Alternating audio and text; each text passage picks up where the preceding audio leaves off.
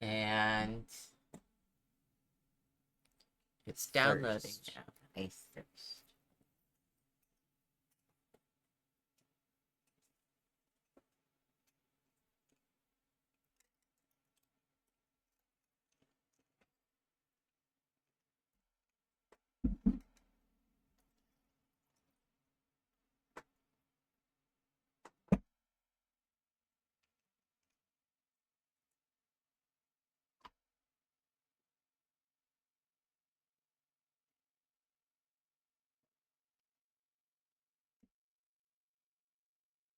Ooh, water. Yes, I said I thirst. Wow, water tastes so good when it's time to drink. I don't know. I feel like my calibration's kind of weird. I mean, Yeah, because move the camera.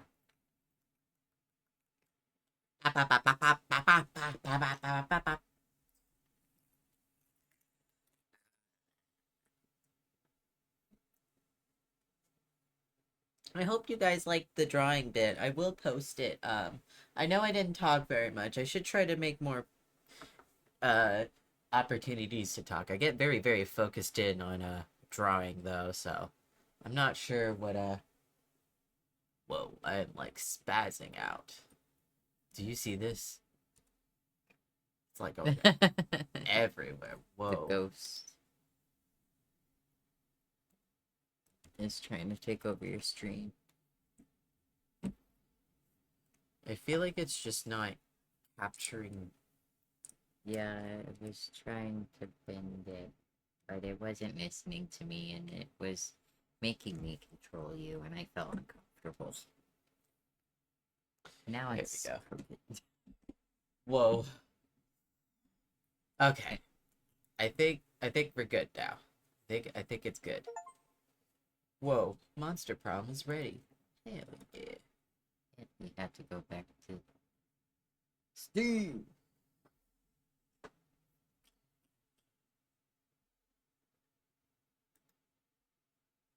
Steve. Where's Steve? Ah, there it is. Validating. Wow.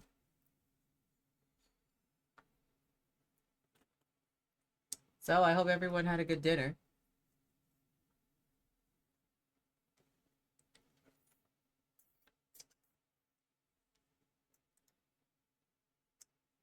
Hell yeah.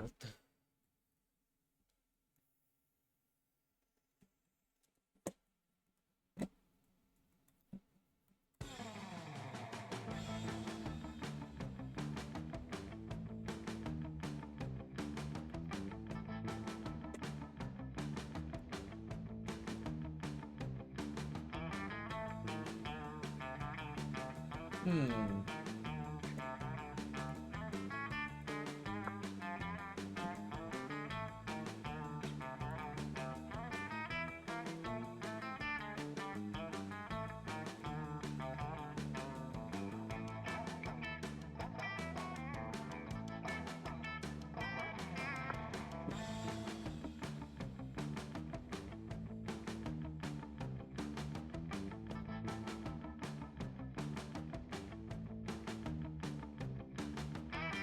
Oh, there it is. Monster Prom. Okay. Nice. For a second, I wouldn't pick it up. I was like, what's going on?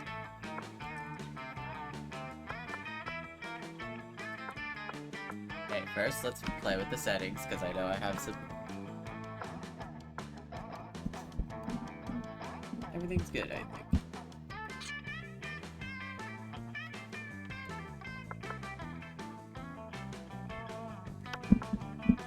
We're about to start a game with these mods enabled. Harem.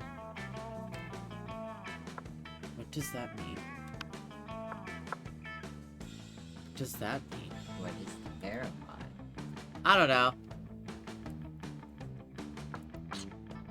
Well, we're gonna continue With the mod. with the mod because I have no idea what that mod does or what it is, but Play.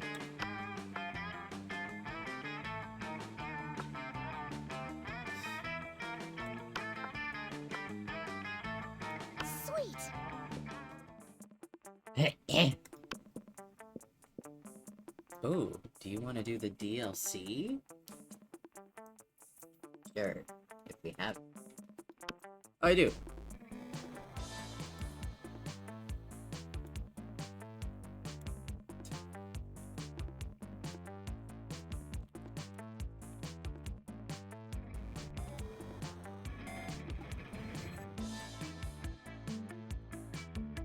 What does XXL mean? I don't know. Need to look it up.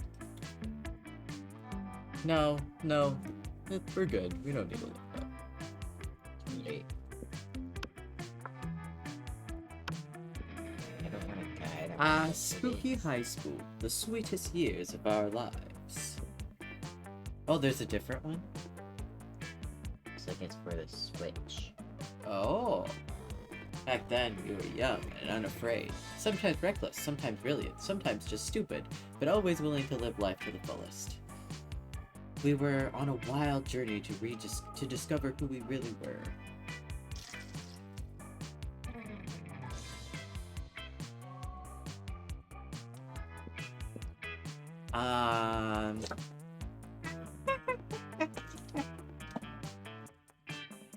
Wow.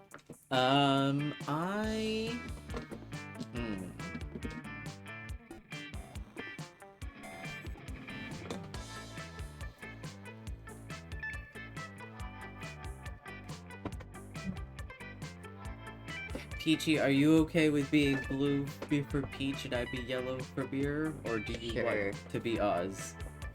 Very badly, because Oz is Peachy's favorite. Oz is my favorite, but you can be Oz. I'll be blue. I'm blue, dabba dee dabba da.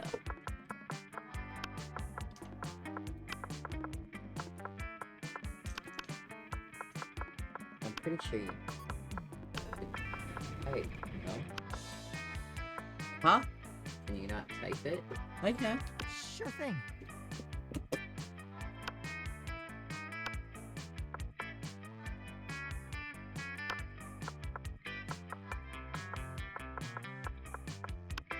Peachy.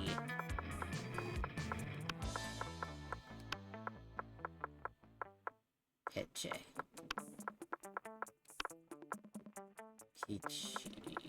Peachy. Peachy's not a girl. Yay! They are a they. We have yet to experience its ultimate challenge, the Monster Prom. Monster Prom. I remember it clearly. 3 weeks were left, and as we fantasized about our dream prom dates, we were all scrambling to catch the attention of one of our 8 most charismatic classmates. I love that everyone's just like...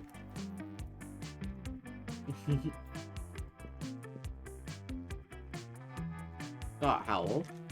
21.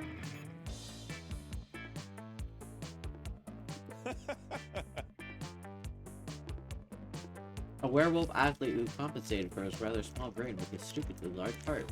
Stupidly huge heart. Oop. His tongue. Oh, it's basically Peachy. Miranda Vanderbilt. Vanderbilt, 19.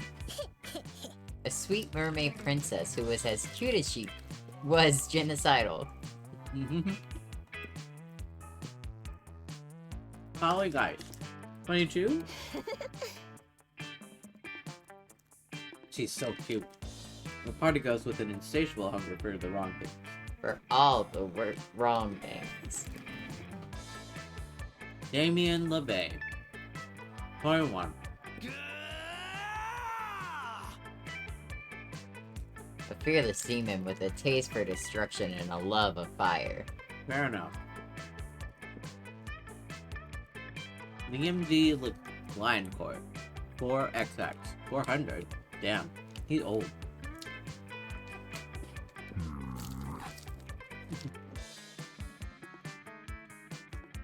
A hipster phantom vampire whose standoff demeanor hid the fact that he was totally a lovable dork.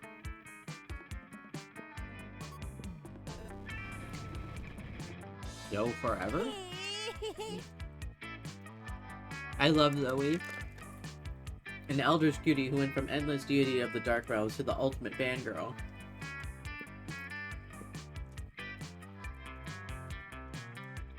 Okay, Lester Hewlett Packard. A library computer who had become a sentient robot ready to experience life to its fullest. Aww.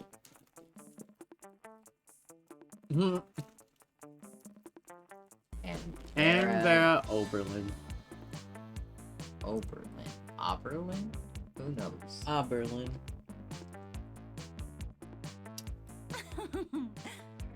A mean, self-made Gorgon with a merciless sense of business. It is clear it had to be one of them, but who?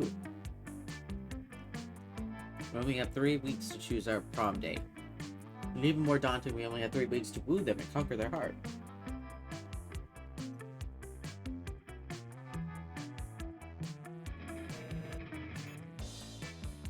Sorry about that. But as I already said, we were already young and unafraid, but we were ready to start.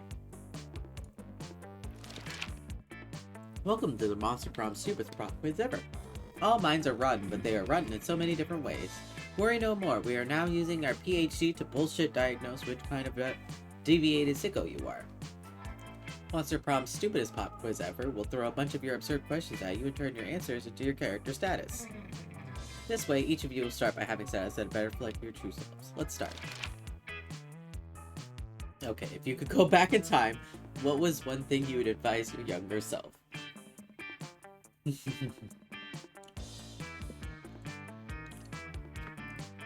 To not teach that robot to fall in love. As romantic as that might have seemed at the time, it started robot invention of 2037, way worse than the much more positive robot sexual revolution of 2043. Why should we assume silly younger me needs advice? I've grown up and have a fucking time machine. I must have done something right. Fuck younger me. We're going straight to the Woodstock, baby.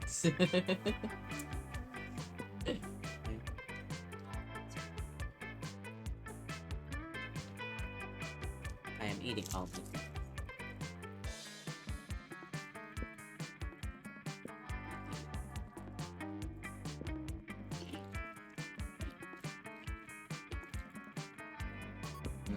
You can do the same as me.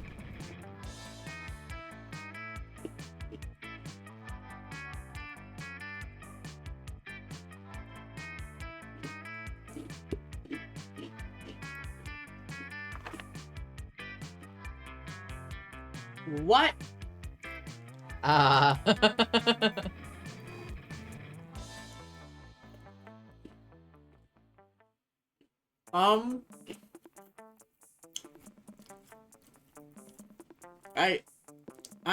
I hate all of this.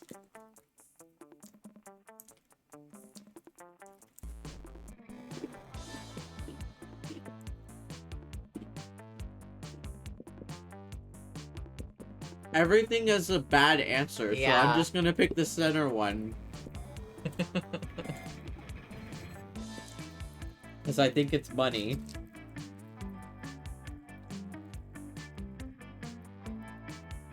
I hope it's money, at least. The second or the first one. Ah, you got so fun. I got so wealthy. Okay, what would be a deal breaker for a potential partner?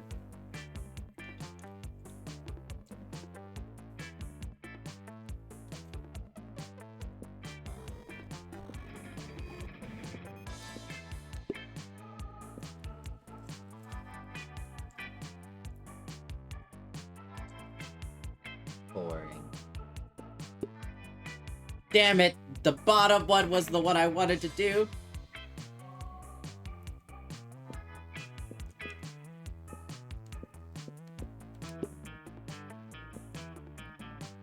If you were a product, what would be your slogan?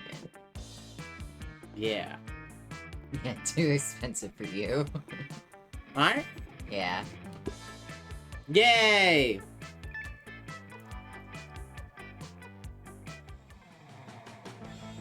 All right.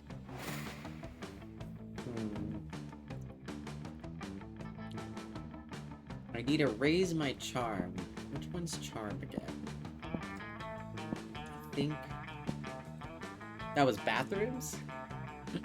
God, this one, I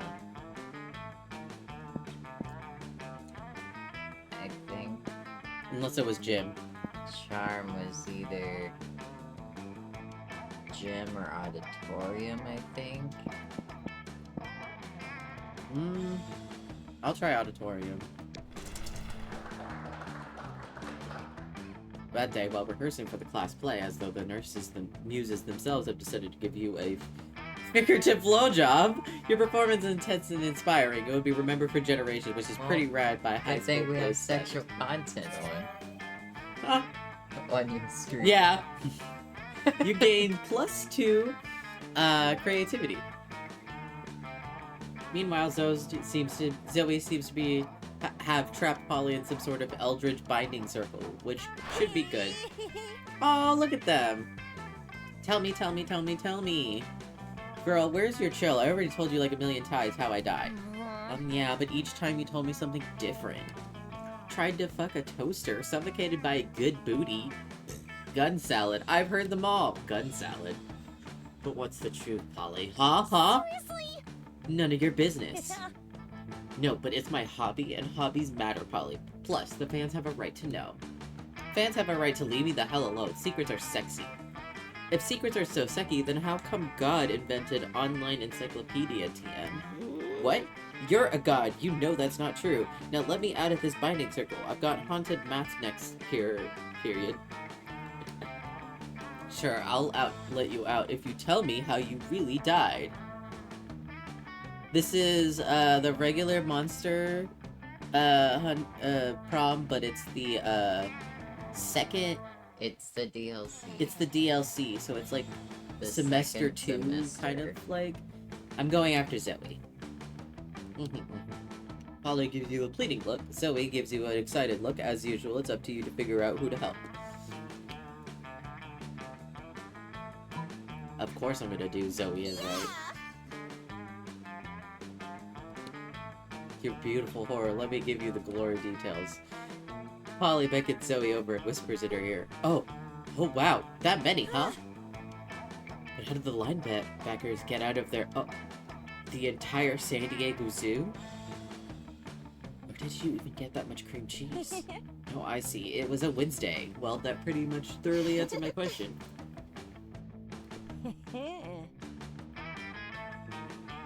Way too hot. Aw, yeah, it'll be fun. For public consumption. Your secret's safe. I got to keep my secret and get cupcakes. Score. You're pretty sure Polly told a very not real story about her death, but Zoe's impressed at your negotiating skills. You leave Polly enjoying her newly found for a treat, and you get Zoe's smoothies. You and Zoe get smoothies. You gain +2 charm and +1 fun. Yay! I was right. You were right. Because I'm pretty sure I have to raise my charm. Let's go. What would you like to do?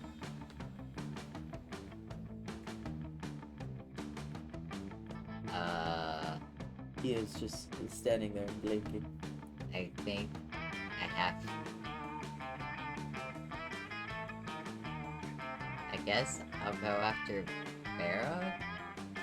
Okay. Where do you- So, You need money and smarts Yeah, and charm. so. Where do I need to go to get money? I think it's the library? Well, let's go to the library. That day you spent some time on the library's PCs mining some bitcoins. It's supposed to have something to do with solving algorithms and the right... It's a crypto... I can't remember what that was. Cryptocurrency.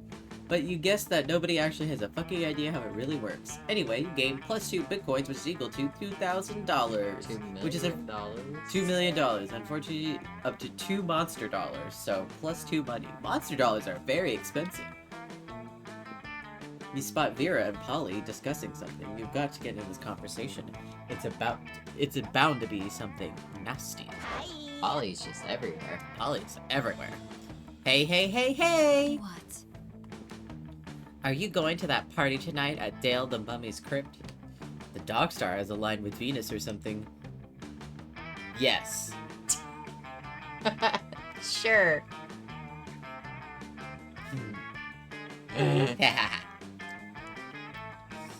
Dog star had a line with Venus or something, so his parents are beings of pure energy. For the weekend, he got the place entirely to himself. I might stop by. Yay! Okay, so listen, Scott's gotta be there too, and I totally want to spike his Not drink. bad. Now that I'm interested, what are you thinking? Laxatives or Viagra? Gross, I was thinking something fun like shrooms. Mediocre. Shrooms won't even dissolve in his drink, you idiot. You there. Back me up on this. We should put it in his drink. Yeah, make it something fun, like shrooms.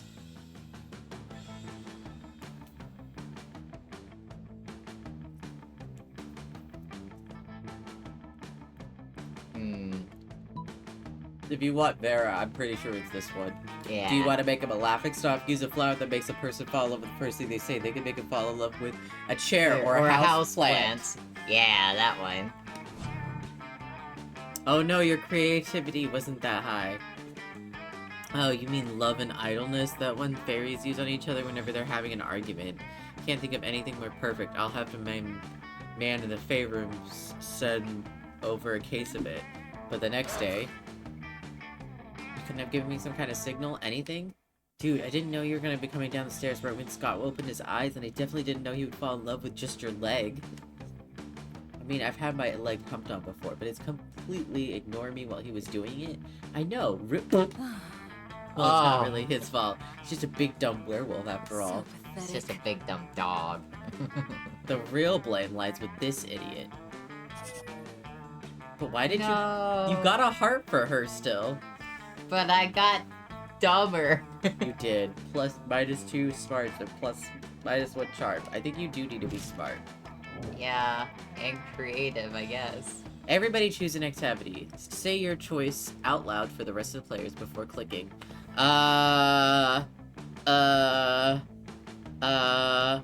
See ya. Drawing. Since I was Singing on the roof. singing on the roof. Yeah. Player order decided how weird yet interesting your next date would be if you were revolved around doing this activity together. Peachy wins.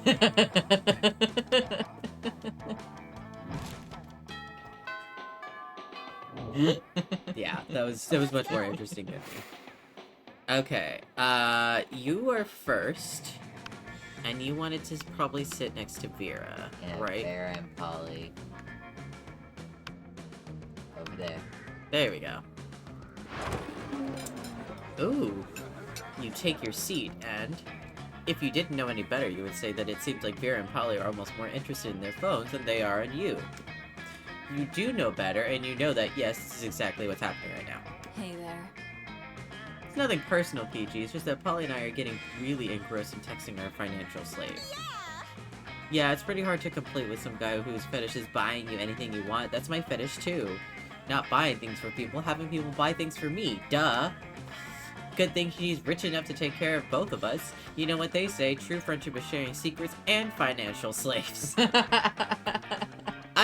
I guess it is. I guess. Still, I do worry that this arrangement might not be suitable. What happens if he runs... Sustainable. What happens if he runs out of money? Our cash flow instantly stops, besides being handed everything you want on a platter. In this case, the platter being online money transferring platform is almost boring. Yeah, I get that. It's a little less boring when you're as much asset as I am right now, but I see what you mean. We could somehow turn this business venture, then it would get interesting. We can continue profit even after he's gone broke from catering for every whim. I mean, how interesting do you think business actually is, since he's totally obsessed with us? We should just tell him to do something totally insane and see if he does it. I don't know. Weird, though, giving away his money and getting into hijinks is great and all, but I want to start making real money. And I think money is fine and all, but my favorite currency is chaos. Seems like the ladies are at an exciting crossroad. Maybe a random bystander can give them a wedge in the right direction. You can easily grow this arrangement into business. Just escalate and delegate, and have the financial slave go and acquire his own financial slave to give him money, and that financial slave to go find a financial slave. You mean basically create a MLM. monopoly? MLM. of MLM? money. You're basically creating an MLM? That's what you would... Yeah. Yeah. Ha! That would increase our income exponentially, immediately. Which are two of my favorite verbs, which comes to Adverbs when monetary it comes to gain. monetary gain. I mean, one financial slave between the two of us is already strangely a lot to handle, so managing an army of them sounds draining. But as long as it's a pyramid scheme, basically literally says it, and we're at the top of the pyramid, we don't have to actually deal with lowlifes, who cares? Man, I think I'll go check on my toilet wine. Don't worry about her. Polly would know a good business idea. Slapped her on the ass. Which happened one time, actually, but it was a long story, so forget it. Anyway, we can tell people in order to become official certified financial slaves. They have to buy a kit of supplies. They'll start at dirt slave, and then if they get 5 financial slaves under them, they become pathetic ground slave, and then they can work their way up to gold, diamond, platinum, cloud, mocha, grand, supreme slave. That was a great idea, Peachy. We could go write the business plan together and prepare to profit. Did Vera just say she wants a profit with you? Holy shit, Vera sharing her cash flow is like third base for her. Awesome! Nice! Alrighty, now I'm gonna go talk with the silly assholes. You sit down with Scott and Zoe just as Zoe cracks up the Tupperware she brought for lunch. You're not sure what's inside, but it sounds like it's screaming. Bros. Yo, whoa, Zoe, what are you eating? Is it pizza? I love pizza. Haha! No, Scott, it is not pizza. I'm on a special diet where I only eat Sandy. Wow! Okay! Oh, Sanity! I bet it's chock full of protein. Not really. It's mostly chock full of horror. It's better fresh, but it's a lot messier when I come to school packed full of leftovers in the Tupperware instead. So smart! What does Sanity taste like? Well, you know, when you're sucking the marrow of the ethereal bone fragments harvested from the carcass of a rival deity you've slain. I think I've ever eaten a rival deity. Do I have a rival deity? Is it fireworks? I hate fireworks. No.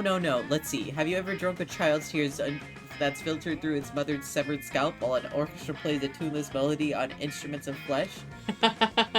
I've had a pizza. Is that close? Meh. Not really. It's more like cashews. Cashews and shrimp. Oh, cool. I knew it was high in protein. Can I try some? Can I? Well, it's not really for mortals. But Scott looks so excited, you have to figure out a way to resolve the situation. Scott, Sanity is screaming high in cholesterol. Why don't you just eat some cashews and put in this magnificent Insanity hot sauce I bought? Oh no, cholesterol, the original C word! Also, eating Sanity would cause your brain to invert, mutilating it to thumbless chimpanzee angrily peeling an orange. Well, that sounds sort of bad too, but what I'm really worried about are my arteries. Cashew me, bro. You happily obliged. 1 cashew shrimp, 1 weaponized hot sauce cocktails coming right up. Oh wow, this tastes like a tiny crime scene. Down the hatch. That's a lot of hot sauce, Scott. Are you sure your mortal mouth can... Oh, bro. My mouth exploded! It caught on fire and exploded! No more mouth for Scott! No, Scott, I could see your mouth. But I can't see my mouth! And whose mouth is it supposed to be? Mine! So if I can't see it, it's not real! Okay, dude. Sorry, Can't talk! My mouth exploded, so I don't have a mouth anymore! What the fuck? Scott sits quietly for the rest of the lunch period, growing passively redder and sweatier. Progressively redder and sweatier while you enjoy a nice time with Zoe. Nice. Everybody chooses a brand. Haagen-Dazs. What? Okay. Hololive. Player orders decided based on how normal it would be to name your first child after the selected brand. Start debating now. I guess you win again. Wow. You didn't want to name your child Blueberry Crunch or Rocky Road? How dare you? Where do you want to go?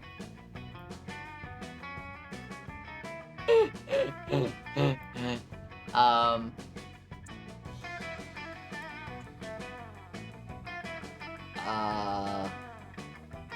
Your charm is pretty low. Then I guess auditorium.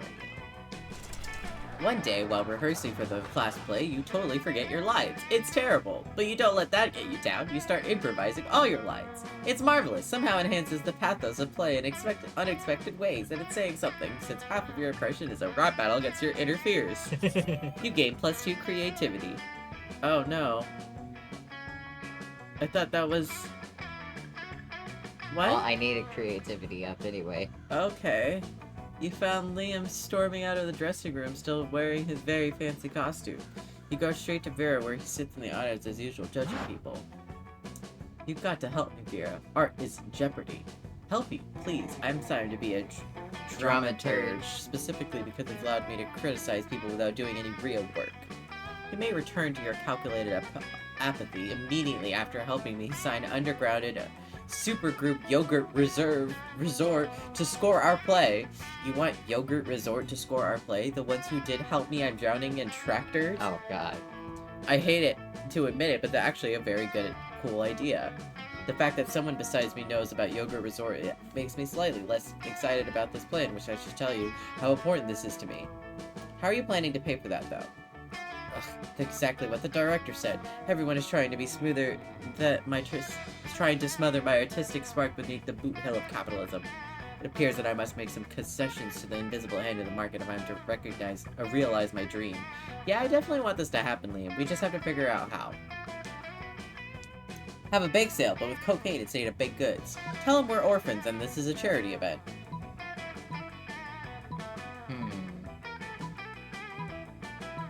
Yeah, I don't know, man.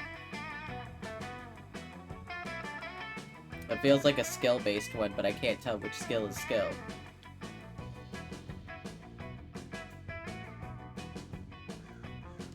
This might be boldness, but I don't know. Try the orphans one. Not so charming. Damn. You know, I really am an orphan, right? How awkward. You flee the fire exit, you notify a box mark with a case of awkwardness, break glass. You break the glass. There's nothing in the box. There's just glass in your hand now. You lose -2 charm and -1 spark. Alright. Fuck. How do I raise charm? I think it's bathrooms. One day you skip class and I just thought clean the bathroom bathrooms because was you were first. dirty. Watch the world burn by skipping class hanging out in the bathrooms. Oh, it's boldness. Boldness. Zoe is catching on the last development on the Pirate Mirror and her spooky high seas fanfic when suddenly a portal opens up. Never fear, the interdimensional prince is here. I have come to claim my bride. Oh, husband or non-binary life partner using the terminology of their choosing. The interdimensional prince, I love it when he pops up. He always adds so much wacky drama. Wait a moment. Aren't you previously Eldritch Horror and subsequently trapped in totem deity Zord? Yes, that was me. You devoured my grandfather, molecule by molecule, turning any atom of its existence into a million scarab beetles before crushing them and snorting their powdered corpses. I'm so sorry. That's totally not me anymore. That was it was magnificent. And now here you are, in the body of a high school girl, but of legal age of consent, which is exactly my type. Come, my beautiful devour worlds, be my horrific bride. Oh no. Zoe is such a spooky high fan, she might agree to marry the prince just for fanfic purposes. Better stop this right now. Okay. Be careful, Zoe. Zoe has been married 17 times before and eaten every one of her spouse's minds. And why get married when you could bounce on this trampoline? This is definitely fun. Yeah. A trampoline? I love trampolines! As do I, my blushing bride. I love wherever you love. That's how good relationships, right? You just pretend to like whatever the other person likes until one of you dies. Whatever, here you go! The three of you run over to the trampoline that was in the location for some reason because Spooky Eyes and began to bounce. This is more fun than tasting the fear seeping out of every pore of my trembling prey. I can jump higher than you. I can jump higher than you. I can jump higher than you. At that moment, the prince jumped so high that he swooped up by a giant falcon. Nice. A giant falcon that immediately flies into the engine of the giant jet plane. Jumbo jet plane. Yikes, that probably hurt. But it probably wasn't fatal. fatal. The prince is immortal, right? Or is he just interdimensional? It's hard to keep these things straight. Fuck it, he's probably fine. You get +2 boldness and +1 sparks. I need charm. Gorgeous giant falcon feather that floats down in the sky is not usable in this game, but beware for the rest of that run that you totally have a falcon feather in your pocket. Wow. Peachy! Something happened to Peachy. You're out in the club and having a great time, but suddenly you became acutely aware of the inability of your own death. You think you're having an existential crisis, but it's actually just Zoe. She is from a murky soup of all your darkest thoughts. It's cute. What's up, Peachy? Enjoying your weekend? That's cool, that's cool. Listen, I gotta ask you something about Mirror. You know, the one with the very nice butt and also a person, and also probably a personality? Damn! We've been hanging out a couple weeks, and I have to admit, there's a spark there, but... Well, if I'm gonna ship myself with someone, I'm not gonna half-ass it, you know? Like, I'm gonna expect them to get into all the weird shit I'm a fan of. Magical girl, anime, tentacle porn, and look in the man's face as he last shreds of sanity escape through his ears like wisp of screaming smoke. I'm not, you know, selfish. I want to get into whatever Mirror's into, too. I just want to know what I'm getting into as far as fandoms are concerned. I just don't want to invest in, like, Sonic the Hedgehog Space Jam mashups or something. So, what's Mirror a fan of? Do you know?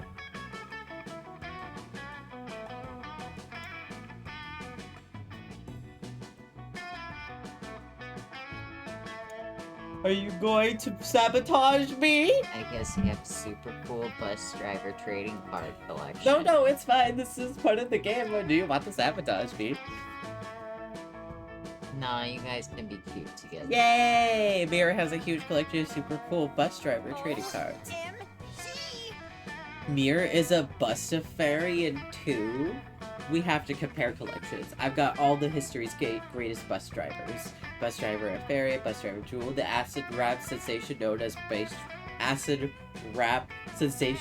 bus driver. I tried to get a card signed by our school's very own bus driver, Otto Wolfman, but his hands are permanently glued to the wheel by a button's curse. I wonder if Mirror has a signed copy from back before Otto raided that tomb. I can't wait to ask. Thanks for the inside scoop, PJ. As a show of gratitude, please take this. It's my specialist bus driver credit card. My spiciest bus driver. Spiciest. You gain 3 charm. Hey! And a photo of a bus driver in a thong. Everyone choose an object. Say your choice out loud for the rest of the players before clicking. A dildo. Damn it. A fleshlight. Deities used to be found in labs. Player is just a bit. Damn it. Fleshlight wins. Fuck! Damn you, Peachy! Damn you! You keep getting first! How? Alright. You go. Is it outdoors? Let's try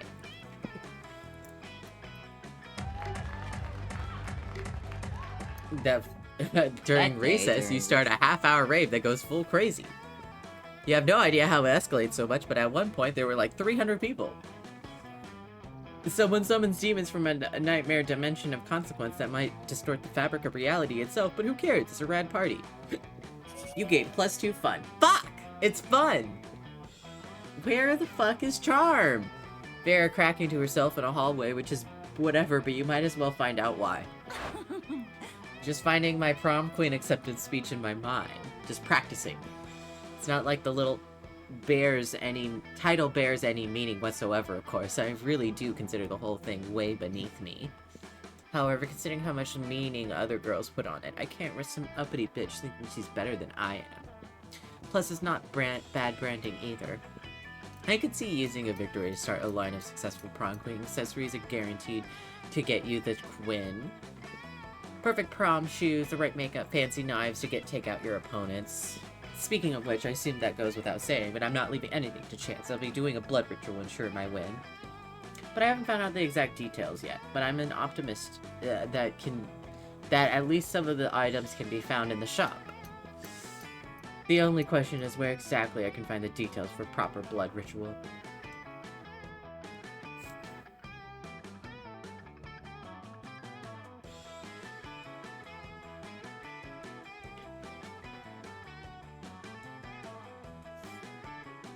The bottom one feels like smartness.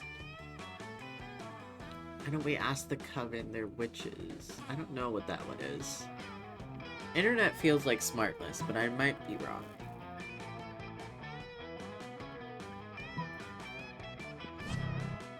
Yeah, I was charming. I knew those basic witches would come in handy one day. Actually, I really didn't. I always thought they were pretty useless, but I never mind to be proven wrong when it serves me.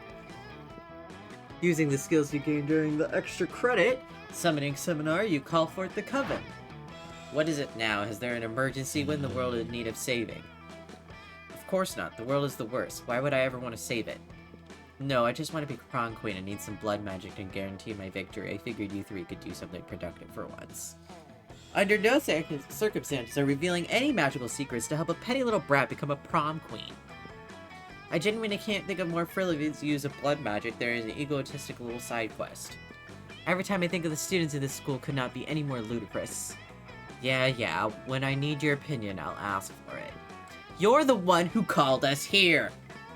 Yeah, and a lot of help you've been. Now get out of my sight before I use my sight to turn you into stone. Vera turns into your sorry ass. Hi, that includes you, useless. I'll find the ingredients myself. Thanks for nothing. Damn it. Yeah, useless. -2 smarts and -1 charm. Oh no, now you gotta start doing smart stuff. Yeah. What is it? Is it... It's not class, is it? Might be. Is it class? I thought class is smart. Because auditorium... Is it gym? No, we already did gym. Right? No. Everything seems to lost, but you deliver an inspirational speech that fuels your team's spirit, leading to a spectacular comeback. You're clearly a natural-born leader. Ah, it is... There. +2 charm. You notice Zoe with a large grin, a big grin, and an amalgamation of chaotic nightmares that she used to form her face. It's adorable. Mirror, hey, guess what? My latest comic, Who Watches the Watchmen Have Sex, just got published into Weird Tales magazine. I worked so hard on it, it's finally out there in the world. Nothing can ruin this moment for me. Sounds like a challenge. Send news. Leonard, come on, why do you always have to slide into my DM's delightful moods? Because I've shed light into injustice whenever it arises. What about world hunger, global warming, income equality, human trafficking? You didn't let me finish. I must shed light on injustice whenever it arises in the world of fandom, specifically. Oh, cool. It's not cool, Zoe. It's not cool that publishing houses are showering attention to our marginalized authors just because inclusivity is hot right now. I mean, look at you. You've got it all. You're purple. You're allegedly a woman. You come from a hideous dimension beyond mortal comprehension. Any magazine would die to be able to associate with its brand. It's all shadow marketing stud that's worse is distracting from the real injustice that's liberal media is too sacred to discuss. Scared to discuss. What about the artists who aren't part of some cool, sexy enterprise minority? What about us? How are we supposed to get recognized?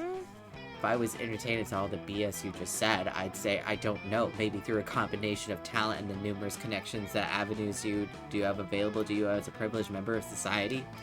Didn't you use the P word around me, Missy? If I'm so privileged, then how come my comic Zombie Sluts on Fuck Island has yet to be published? Because you spend all your time complaining about non-existent obstacles instead of getting better at art? For maths, you have a point. No, wait, I forgot, you're a girl. This can't possibly be my fault. It most likely is the entire industry is biased against me. Ugh, looks like there's only one way to solve this. You're ahead of her. You select the only option that makes sense.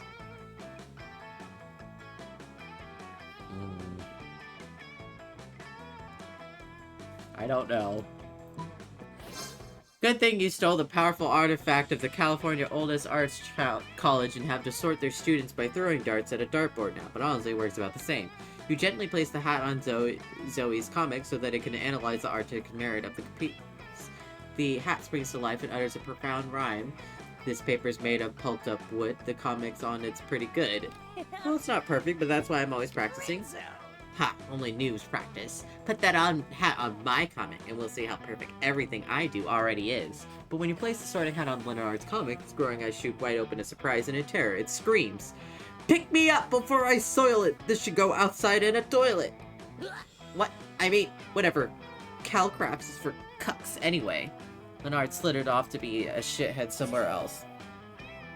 Letting you to celebrate with Zoe. You gain +2 fun and +1 creativity. Let's trade places. Korean barbecue. Chow mein. Player orders decided how funny the nickname mirrored the cool Korean barbecue would be, or mirrored the cool chow mein.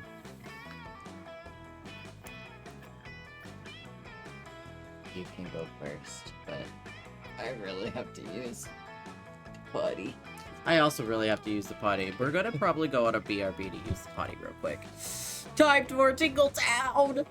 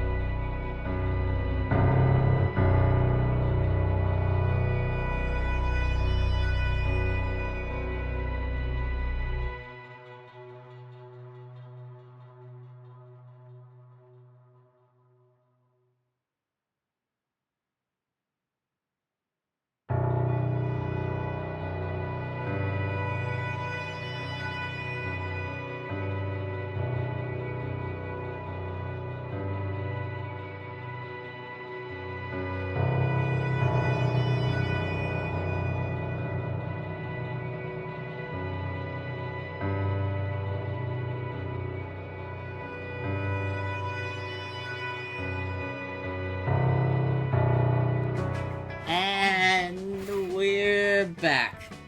I accidentally pressed the button, but... Oh no. I'm sorry. You make me first again? No. Look. Oh. Okay. You arrive at Zoe's and Vera's table excited too. We're not doing anything suspicious. Look at what Zoe is wearing! Zoe.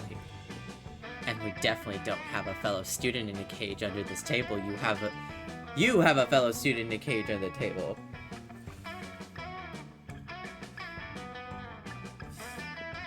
It's useless, Vera. Mira is too perceptive. We got to come clean. I don't know if I'm that perceptive. I honestly probably wouldn't have known unless you have said something. Yes, the problem is clearly that Mira is too perceptive. No other problem. It is simply because I'm too perceptive. But I suppose we have no choice. Look under the table. Zoe and Vera do seem to have caged a fairy under the table. She's filthy, miserable, and covered in glitter. Fairies cry glitter. Oh no. We took her as a prisoner during the last food war, you know, for leverage. I didn't think anything of it at the time, because taking torment prisoners is the thing to do as an elder god. But that was 3 days ago, and she's starting to smell. We've got to figure out something else to do with her. We could let her go. No, I fail to see how that profits me. Yeah, that makes sense. What should we do then?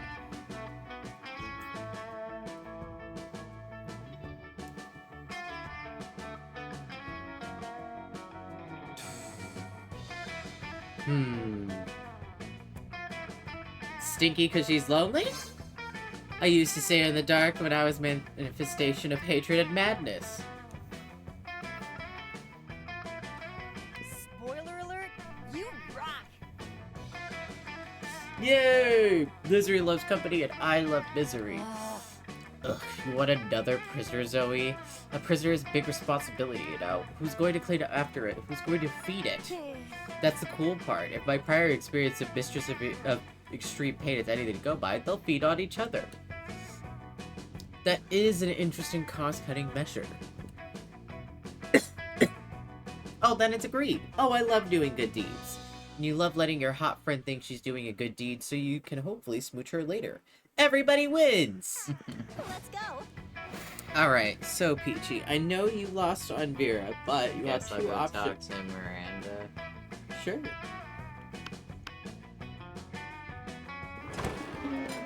As you approach Scott and Miranda's table, you see the entire table's covered in exotic silverware. Oh, what's this one for? That's the forking spoon. It's a spoon for picking up your forks so that you don't have to touch them with your fingers. And that one? That's the tuning fork. That's to make sure all your other silverware is tuned to a minor as proper. What about this one? That's the dairy knife. It's for milk. Wow. Do people ever invent new silverwares? Why do you have a milk knife? Why do you need to cut milk? Spoon, isn't it? I thought it was a knife.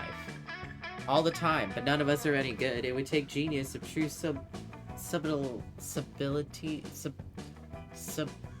I can't fucking read right today. Subtlety. Subtlety to improve on the existing canon. The genius of true subtlety? Genius and subtlety are your middle fucking names. You suggest the ultimate new silverware. Hands. A salad harp. A salad harp. A harp for salad? Why, has no one thought of this before? Because it's hard to eat salad with a harp? Cretin, who said anything about eating? Oh! Thank you for the follow, Salem Owl. I am so bad at reading right now, I'm so sorry. But hello, thank you! Isn't that what silverware is for? Perish the thought. The true purpose of silverware is to give your hands something to do while you elegantly avoid your food. Wait, so you just don't eat it? You just look at it? And nothing is more elegant than playing a subtle lament on a harp while your seraphs eat your salad for you. Why? Why? I'm so confused. My seraph will finish my lunch for me. I'm off to have a harp commissioned. Miranda takes you harp shooting shopping with her. Harp shooting. We're gonna shoot harps. It's a real bonding experience. Afterwards, you both ignore a salad together at a fancy restaurant. Alright. Everyone chooses an animal. I choose an orangutan. Jellyfish. You know, I guess I could have chosen an animal that represented my VTuber, but I just thought it would be funny to do an orangutan. What animal would even represent you here? Anyway, Claire orders decide on how stupid it would be for a superhero to use a selected animal as their symbol. The orangutan animal man! Versus the jellyfish animal man. The orangutan animal man is so much stupider. It's not animal man. It's the animal man. So the orangutan man or the jellyfish man. The orangutan man. Orangutan man. I'm sorry, Peachy. I'm winning this one.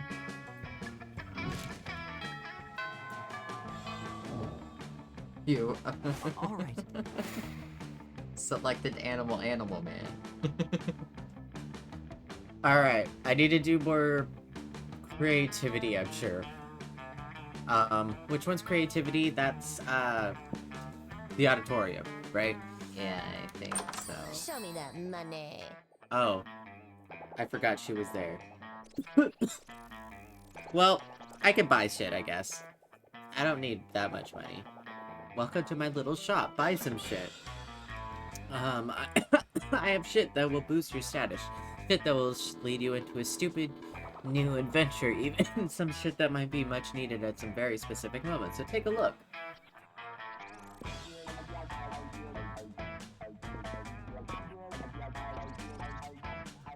Weird hair gel that attracts women.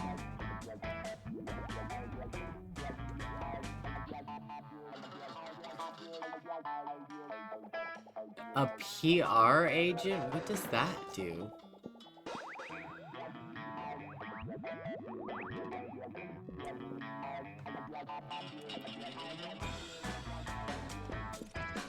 What does the PR agent do?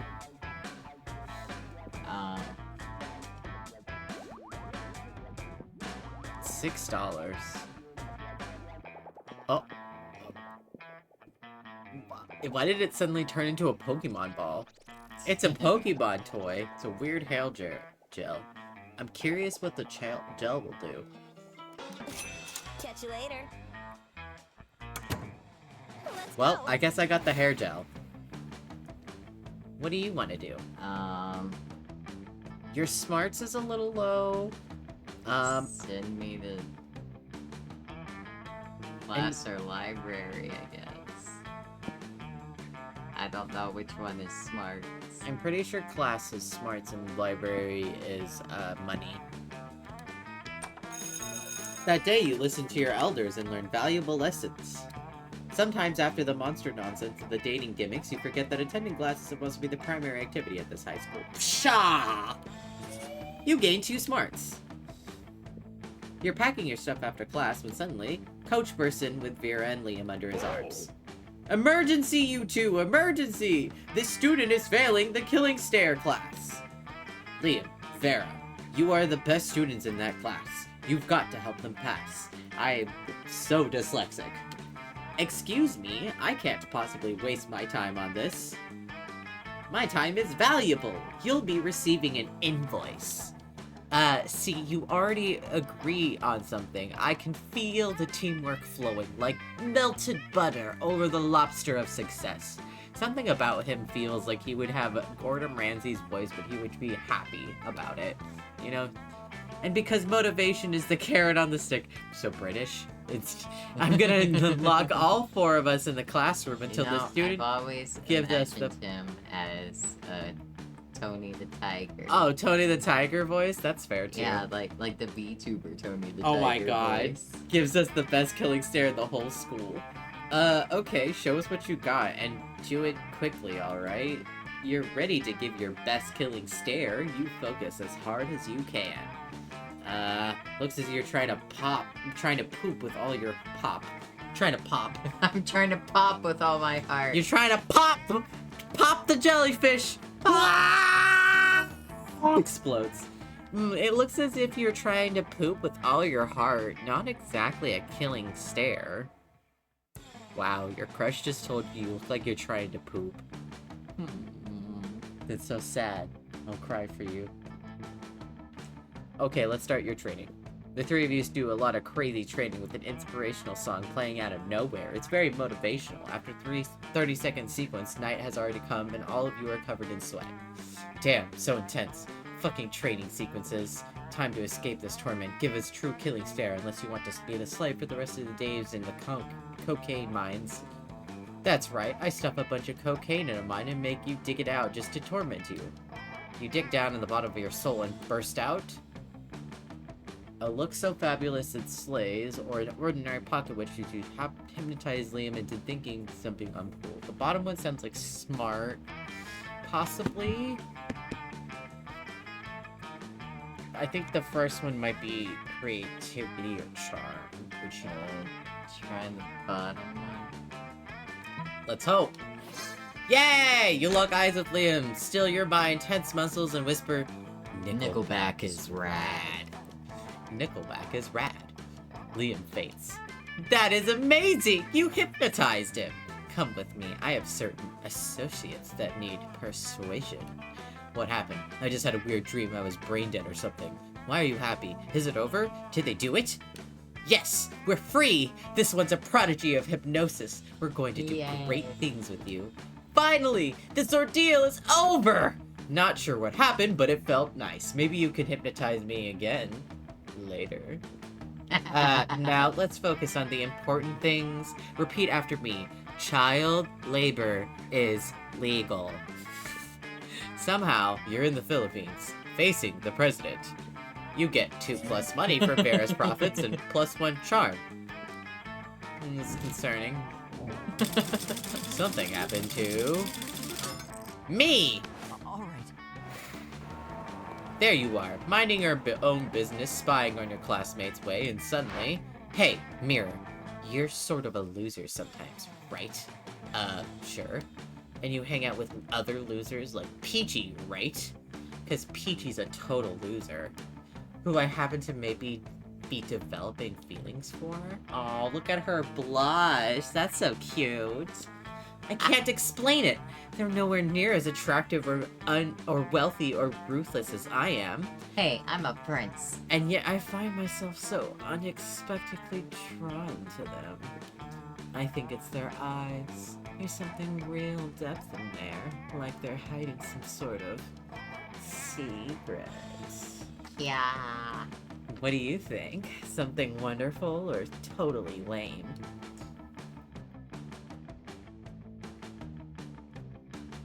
The secret behind Peachy's eyes is the secret. That book has changed their life, and their business sense and self-confidence is on point. Or, the secret behind Peach's eyes is the secret of communism. Peachy doesn't believe in ownership of material goods or individual entrepreneurship of any kind. Oh, no, the first one. I will help Peachy out. Yay. The secret? I love that book!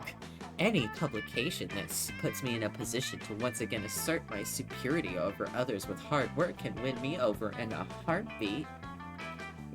Any monster who reads that kind of book is out to get something for themselves. In this case, possibly me. I like a monster who isn't afraid to chase down what they want, and we know I'm not too easily won over. Maybe they have a chance with me after all. Vera and Peachy, prom royalty. That's a nice ring to it. Thanks, Mirror. No problem. Maybe they'll let you be part of the prom court. Even if you're just a jester or something, you gain +3 fun. Yeah. Yeah. Say something cool. Hypnotizing people.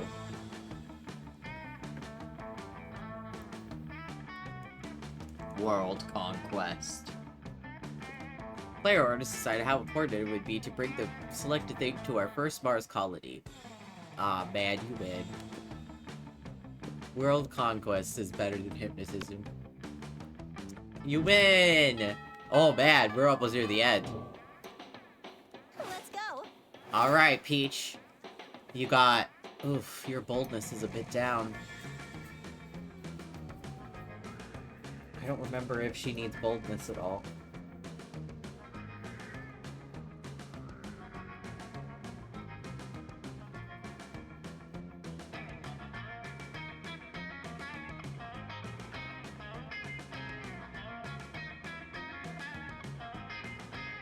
I go to the auditorium. Auditorium? Okay. That's gonna be creativity, is that okay? Yeah. She doesn't really need creativity, though. Okay, then go to... Like, that's more Zoe. Then... Vera is more smarts, money, I think charm, and maybe boldness, but definitely charm, money, and smarts are her big three. Okay, then... Which one is charm again? Oh shit, I think that was the gym. Yeah, I think it was the gym. Okay, then the gym. Something about that seems so peachy. Like, on a day, an epic dodgeball match takes place. Many people fall during the battle. You can't take any more, so you valiantly, Valiant. violently, Okay, violently. go straight to the other team's leader and start negotiations for each other. I violently go and ask for a truce. Valiantly. After hours of intense diplomacy, you commit to an agreement with murder, an unexpected twist. You gain 10 plus righteousness. Then this game is so wrong in so many ways that you need to be lucky if you could do anything with that, and plus 2 charm.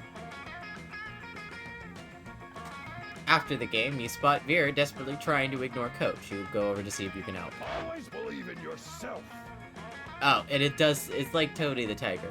I'm just trying to help you in your best self, Vera. That's what custom workouts are for. I kinda sound like I'm supposed to be the Cookie Monster. I don't know what voice this is. Cookie Monster. Oh, you did it better. Why would I? Oh, that's the wrong person. Why would I need to do that? I'm already better than everyone else. Maybe, but are you better than yourself? No. How is that even possible? With custom workouts. Workouts give us buff arms and strong hands. Go Peachy, the Cookie Monster. So that we can strangle our past selves? So we can hug our past selves and shake hands with our future. You can stop the voice now. We can do a different voice. Oh, I like mine better. But even so, the custom workout you suggested is not for me. You don't like the 1,000,000 push-up system? Okay, I can make your own workout. You can make your own workout. Just think of something you're good at, and a workout to make you even better at. I can't do the voice. Stop laughing at me. Vera's thinking that you already know the perfect workout. It's You more shut like up. you were sliding in and out of it. I know. Okay. You got deadlifts. You need the strength when you're lifting bags of gold coins out of your enemy's vaults, or burpees to make your nails look incredible for some reason. Oh. I don't know. Maybe the first one, because it's maybe about money? Yeah. Hopefully it's money. No, it's Damn. gold. Excuse me, you think I'll be lifting bags of gold out of my enemy's vaults myself? What, you think, like, do I look like someone who doesn't know how to hire minions? In fact, why even lift the gold out of the vault when I can simply murder the owner and take possession of the entire vault? Clearly you haven't heard the Oberlin, the family Oberlin motto. family motto. Work smarter, not harder. Copyright Oberlin 2018. Anyone who says this owes us royalties. Hey, that's what I always say too, except when I'm smarter, when I mean harder. So what do you say, Vera? How about that workout? Workout? You owe me royalties for alluding to our family motto. Once again, gym class devotes you to practical legal battle. You lose -2 money and damages and -1 fun and boredom. Alright. Fuck. Well, that was terrible. I'm sorry, I'm really bad at hers, I guess. Okay, what do I need? I think I need more creativity. That day, while rehearsing for the class play, you are struck by the lightning of inspiration. You come up with the ultimate nickname for yourself. You tell everyone to call you by it, also known as one of the most 7 douchebaggiest moves in the world.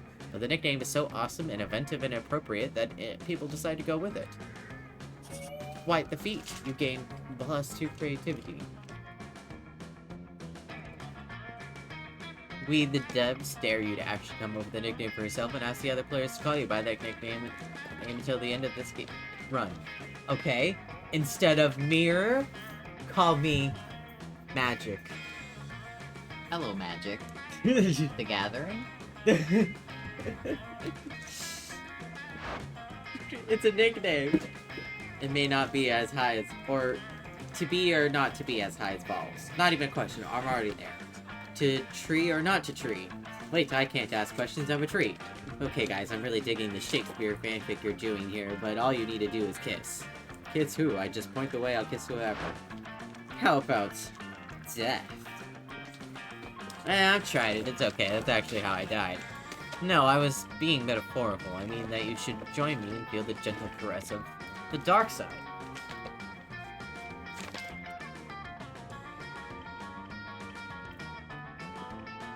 Whoa, this plate just got spicy.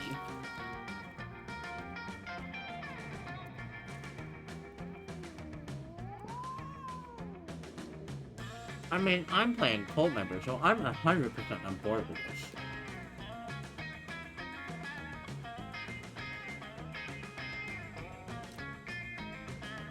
And cheese provides shade. Perhaps I'm already on the dark side?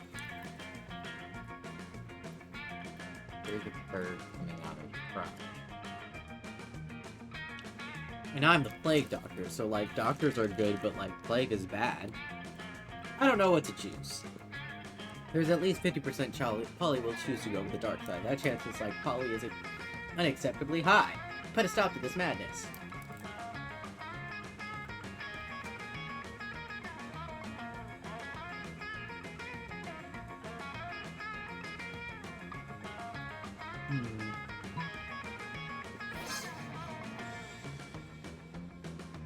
I'll tell you what I want, what you really want. So tell you what you want, what you really want. I wanna. You wanna? You wanna? You wanna? You wanna? You really wanna zig a zig. If you wanna be my lover. That is not what I want. I want you to join the dark side. You gotta get with my friends. That's not what I'm trying to do. Make it last forever. It will. But I'm still my tree. That's enough. I will not be serenaded like the object of some teen sex anthem until we meet again. Dimitri vanished in a cloud of purple smoke. No one notices. You're too busy scream singing the words of the Spice Girl song. You gain +2 fun and +1 purpose. Guard.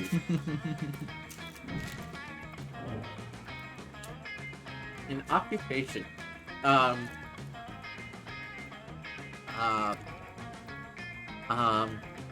The president. A plumber. Mario. Mario. Damn it. Peachy wins. America's next plumber. Fixing all your problems.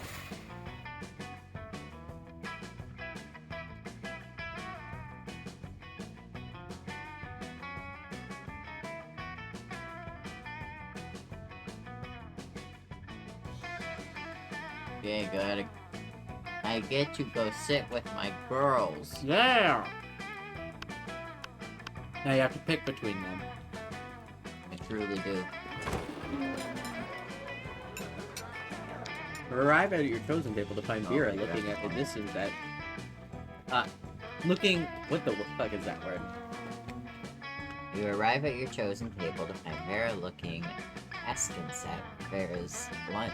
A single, very suspicious looking apple. An apple, say.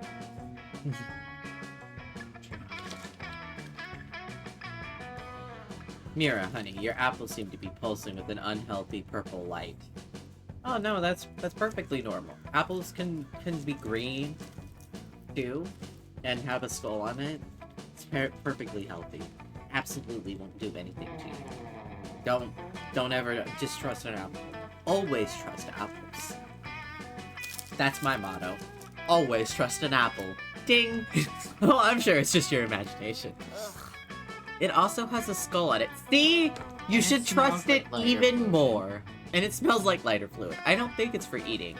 Of course it's for eating. It's a perfectly standard poison apple. Exactly. You know, the sort that puts a princess to sleep for 100 years?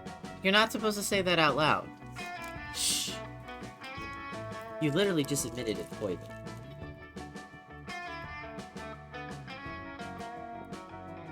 I know. And I always said I wouldn't be the kind of princess who eats a poisoned apple. But how else would I find a prince to wake me with true love kiss and live happily ever after with me? Girl, we need to have a little talk about feminism. You back me up on this. Tell her she doesn't need to poison herself for the sake of a man.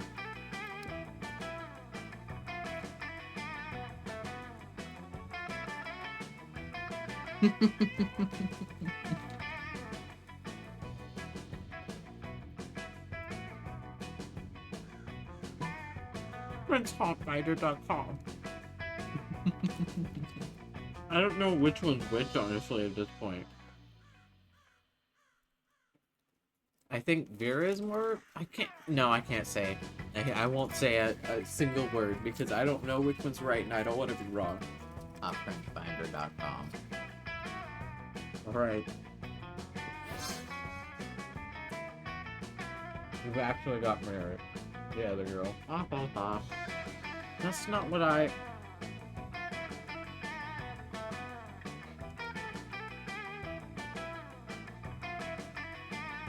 A binder? For hot princes? What is this sort of... I must see it at once.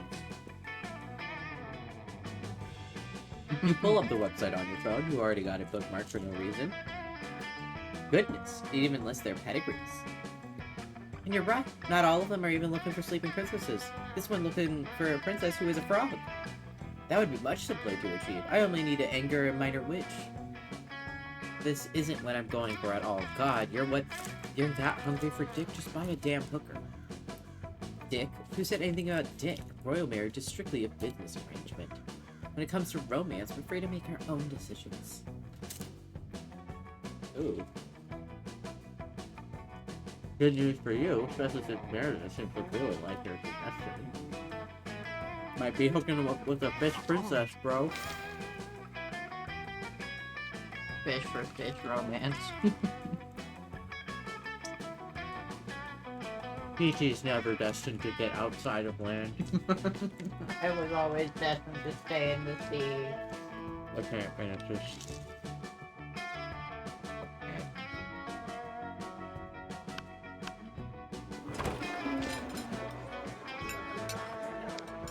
When you get to Damien and Zoe's table, you find yourself in the middle of a pretty tense situation. Dahlia and Damien are sitting right next to each other, chewing their lunches way too hard, and furiously ignoring each other. Ah, that's normal. Zoe is staring excitedly at the two of them, phone out ready to film. OMG!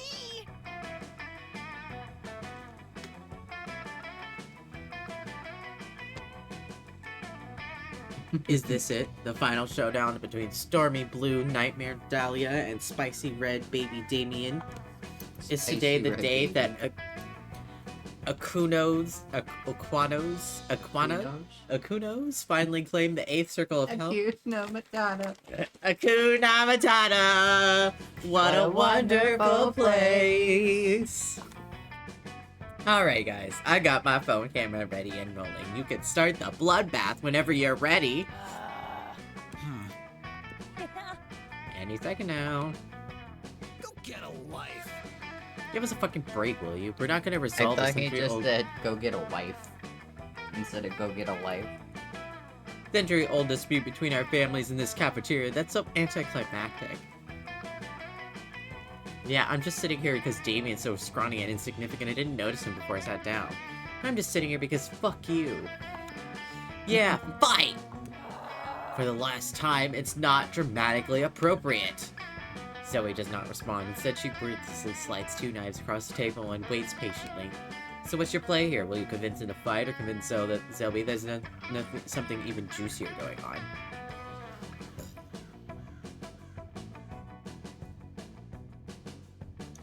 Secret sexy feelings for them.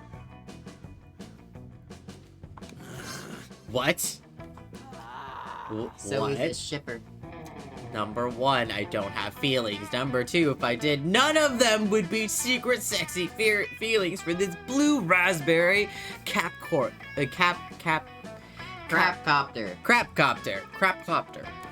Kappa. I'm even angrier than Damien about your inaccurate assumption. It's just another way in which I am superior to him. I'll kill you for this. Later, because right now I'm eating lunch, and lunch is the time for climactic is not the time for climactic slaughter. Only regular slaughter. Oh ho ho! Their words don't fool me. I can see the sexual chemistry bubbling before the surface like a river of boiling blood. It's adorable. Hey, Mirror, I notice you haven't tried to fight me to death or either, if you know what I mean. You're pretty sure you do, and you're all about it. Alright. Light Order decided who is likely to hold hiding corpses in their basement.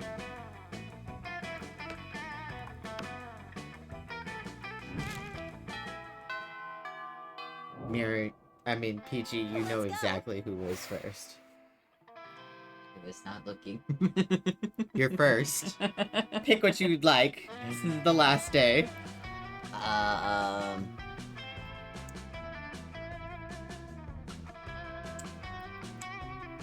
Money. Let's go farm some bitcoins in the library. The last day. That day you spent some time at the library's PCs playing some good old poker. Poker. Gambling seems like a stupid, dangerous decision. But who cares? This time it paid off, so fuck it.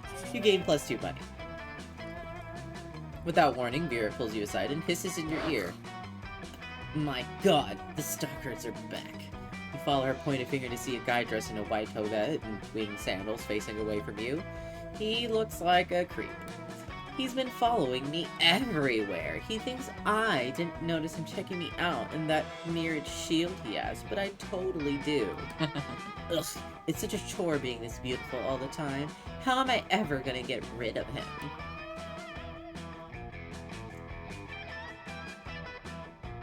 This one seems smart. The bottom one? Yeah, he looks Greek. Why not bribe Zeus, the king of the gods? The wealthy! You buy a bunch of wine and hookers and burn them on a golden altar to Zeus. The clouds glow with an earthly light, the thunder booms, and a bolt of lightning crackles and strikes Fear's stalker. Ow! He screams. Fuck you, Dad! I wish you'd never turned into gold dust and pissed on my mom! Badly singed, the stalker limps away, shaking his fist at the sky. That has been Hey, pleasing. that was cool. Thanks. The ancient Greeks were sure seem to have some odd ideas how babies are made. You gain +2 fun and +1 smarts. All right. Alright. What do I need to do? What is charm? That's, gym? That day, an epic dodgeball match takes place, but the match isn't as important as the human interactions within it. You're at your peak when you decide to go for the overkill and wink at one of your teammates. He's totally mesmerized. It's the most epic wink ever. Damn, you know how to win over people's hearts. You gave +2 charm. Seems like Zoe is practically blushing magenta as she saddles up to you. So, listen here. Hanging out at school and getting into wacky shenanigans is great and everything, but it's also randomly absurd and absurdly random, and I just want to have some kawaii date time. So, what if we do something super cute and adorable together, like a nice little picnic? I mean, I still want to be personal, to me, you know, so I might have the picnic in a pocket dimension nightmare that holds a special place within my heart. It's just super cute, cozy despair realm, devoid of any sense and unreachable to any moral minds. So I like hanging out there and watching anime on my phone between classes. Anyway, want to meet me there in a few? I'll bring us some cute little picnic snacks. You can try to think of a way to keep from losing your sanity and getting your soul fractured. See you in a few. Ah, shit. It sounds super adorable, except for the losing your mind part. But you know a good way to fix that.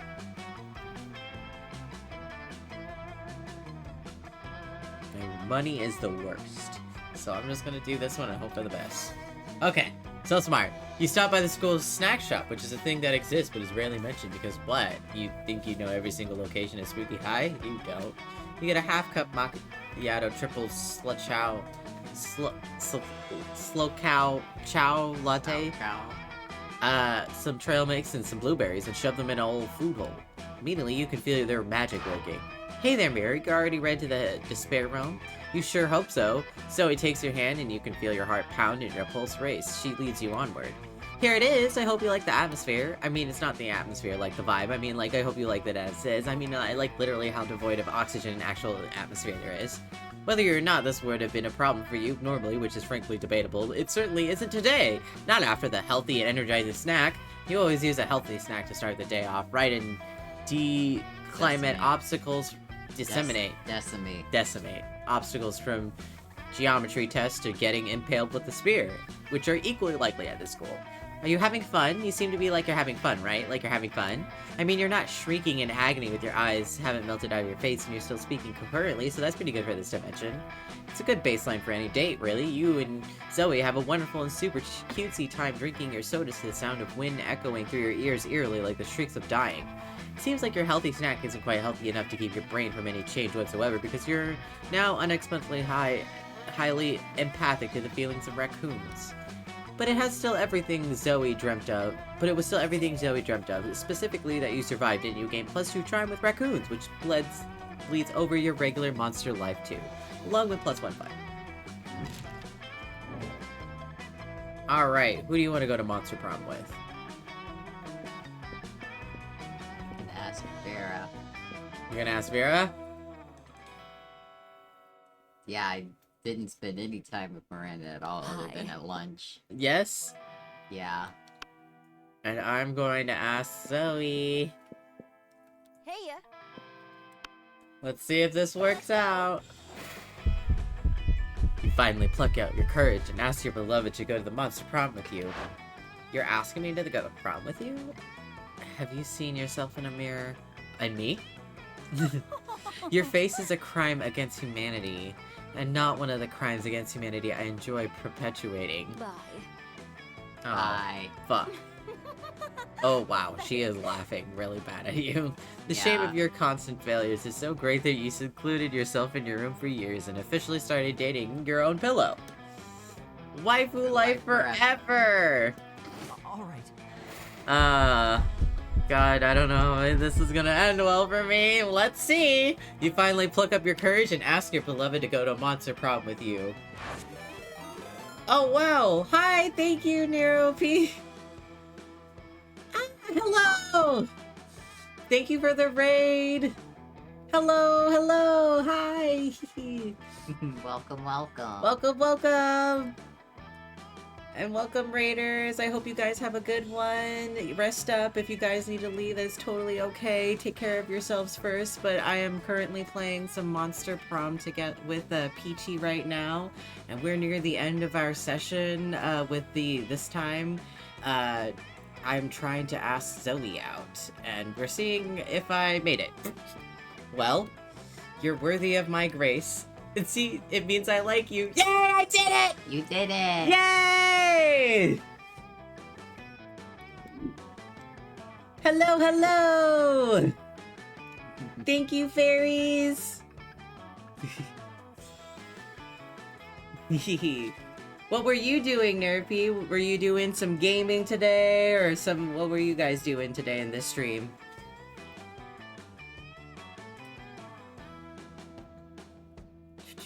Zoe's words come off a bit weird, but later you discover some... Oh god, I'm gonna frick this up. Conspirano. Did you block raids as I raided you? Try to raid as well, keep getting blocked.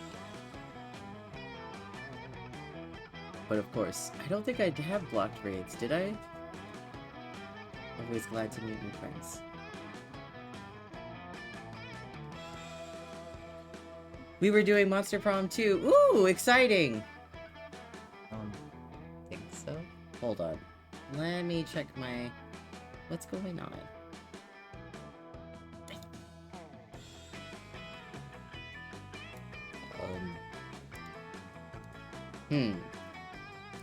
Well, I'm not sure why I blocked you, because it looks like all of the things should be open for you. Strange.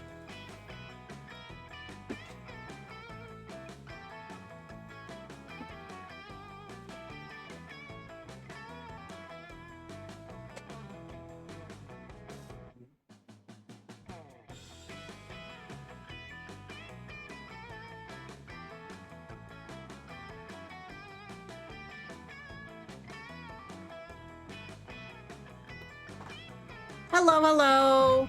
Zoe's word come up a bit weird, but later you discover it's some conspirative forums that your reality is just the poorly dubbed version of the original reality. After much investigation... I don't know why that's happening. I'll have to check that out and see why something's going on with my channel. And after much investigation, or my settings, you unravel that the original timeline, she actually told you she loves you. Wait! What? What? On this timeline, she doesn't tell me she loves me? That's so terrible! That's good. No one can censor your potential relationship. Oh, we're all wearing yellow! Aww. Prom night was rad! You do that during countless millennia, Zoe devoured the sanity of millions of people, bringing demise to entire realities. Yet on prom night, she blew your mind in a very different way. Wink!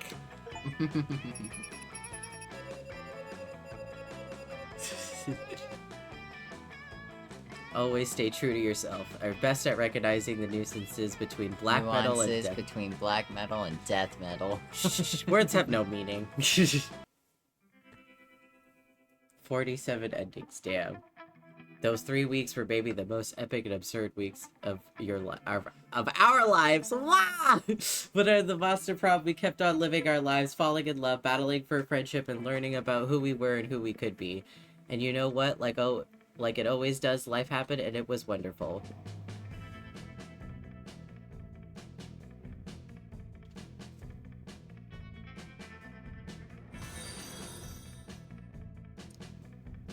Wow. Yes, it is. I haven't really gotten very many endings. I've only gotten, like, a couple. Oh, thank you guys for the follow! I really appreciate it! Zoe dedicated the next several years to writing her most ambitious fanfic ever. It's focused on the struggles of Shaggy containing and controlling his limitless power. It delved in the psychological nuisance of the Mystery Gang, which also include crossovers with Akira, Flubber, and the unbearable lightness of being. It was said to mix... Oh, thank you! It's... Thank you guys! It is a pre-made, but I am working on my design. It is a very wonderful pre-made model, though. I really love it. It is very close to the design I'm kind of going for this kind of like more masculine, princely look. Juiciness of big back. Prose and the juiciness of a very Big Mac. And it ended up entering the Western literary canon. Vera realized she was a character in a video game, which infuriated her. She spent her life making connections and building power because she's not part of the game. She plays the game. So be careful. Maybe she's the one pulling your strings. Miranda started a non-profit... Wait, isn't that a Doki Doki Literature Club reference? Oh no! Vera is just Monica! But also, yeah, so he's Vera. Yeah. Miranda started a non-profit to help countries without a monarchy, because all countries should have the right to graciously rule by the Mer Kingdom. For those 3 weeks, the Monster Prom seemed larger than life, and then it was gone, just like that. The battle for Monster Prom might have ended then, and there were plenty of battles left in the war called youth. But once again, we were young and unafraid, and we were ready to start.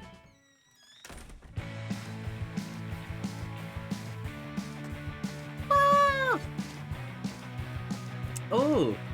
I forgot they could give new art at the ending. It's been a while since I saw the ending of this one before.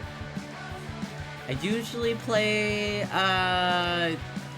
the third one, the road track one, the road trip one. I'm also really excited about the fourth one.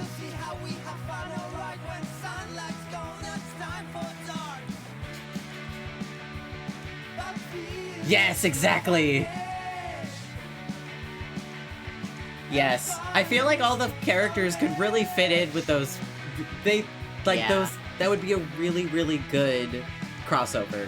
They just fit.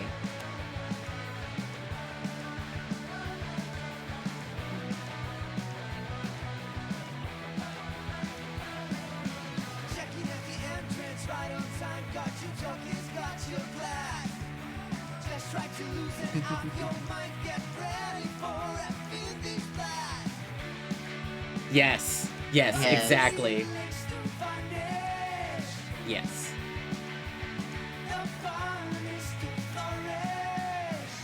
Oh, I love the tight, like, little strapless dress that she was wearing. Sometimes I want to play the one where they switch it up and you could date the playable characters. That one's a fun DLC to play. Could be protecting Miranda. No.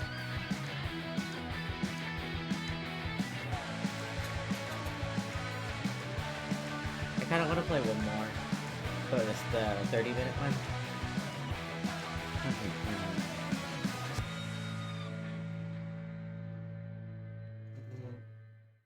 Best ship ever. Oh, look at us! I'm in a fake Naruto cosplay, and she's in a Garfield cosplay. Ooh, someone's getting in trouble. You have unlocked 6 images in your gallery. Ooh. Polaroids. Yay! Unlocking things! Close. Congratulations, you have been chosen to win big. Yeah, I think it's because you started playing a lot of the games. Anyway, going back to the game.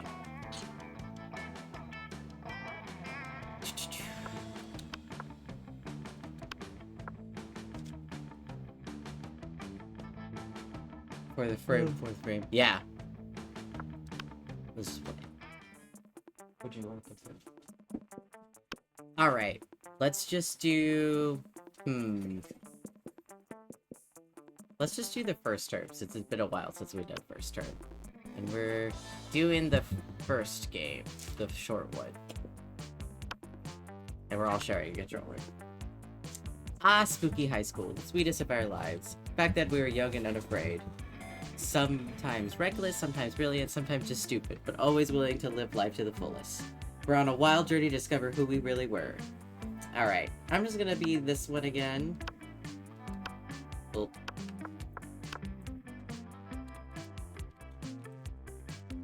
And I am Mirror. I can do this. Alright, Peachy, do you want to still be blue? Yeah. Cool.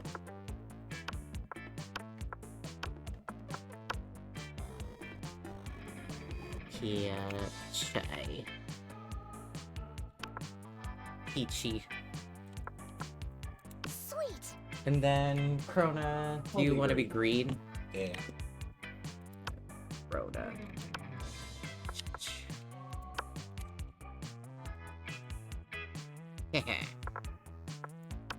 I have a couple people in the studio, so I have Peachy Doki, one of my VTuber friends. They are a prince jellyfish, and then Krona, who is a Leshy, with us today. And we have yet to experience this ultimate challenge, the Monster Prom. I remember it clearly. 2 weeks were left, and as we fantasize about our dream prom dates, we're all scrambling to catch the attention of our 6 most charismatic classmates. Miranda Vanderbilt, 19, a sweet mermaid princess who is cute as she is genocidal. Damien LeVay, 21, a fearless demon with taste for destruction and a love of fire. Scott Howell, 21, a werewolf athlete who's compensated for his rather small brain with his stupidly large heart. Liam D. Lioncourt. I already read it wrong. 4XX, 400 plus years, and a hipster vampire whose standoffish demeanor hid that he was truly a lovable dork. Yay! Polygeist, 22, a party ghost with an insatiable hunger for all the wrong things. Yeah. What? And Vera Oberlin. Oberlin? Yeah. A mean self-made Gorgon with a burstless sense of business. Are you going to try to do... Nah, do Miranda this time. It is clear it had to be one of them. But who? We only had 2 weeks to choose our prom date, and even more daunting, we only had 2 weeks to woo them and to conquer their heart. But as I already said, we were young and unafraid, and we were ready to start. Who should I go for? Welcome to the Monster Prom's most stupidest pop quiz ever. All minds are rotten, but they are rotten in so many different ways. Worry no more, we're now using our... Yay, dating! We're now using our PhD to bullshit to diagnose which kind of deviant psycho you are. Monster Prom's stupidest pop quiz ever, TM. We'll throw a bunch of absurd questions at you and turn your answers into character stats. That way, each of you will start by having status better reflect your true selves. Let's start! Oh god, this question again. I hate this question so much! What is the question here? To be clear for the viewers, I have not played this game before. Oh yeah, Krona has never played this game before, and Peachy and I have played many, many of times. Yeah. Okay, if you've had sex with an animal, which animal would it be? No one can make me fuck an animal. If I fucked an animal, it'd be of my own free will. As a matter of fact, I've already fucked an animal, so joke's on you, pal. A dolphin, they're the only other animal that fucks just for pleasure, or at least we could both do our best to have a good time, right? Or a horse. A purebred one. At least I can keep his semen and sell it. It's worth a lot. Who said there is no silver lining to bestiality? I guess they're all wrong answers. There is no right way of going about this. You're no matter what, you're wrong. Also, the image in the kind of Punk Buddies for Life. I guess I'm doing the first one. What about you, Peach?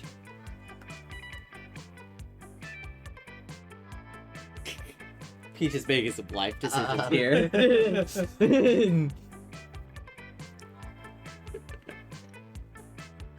Come on, you can do it, Peach.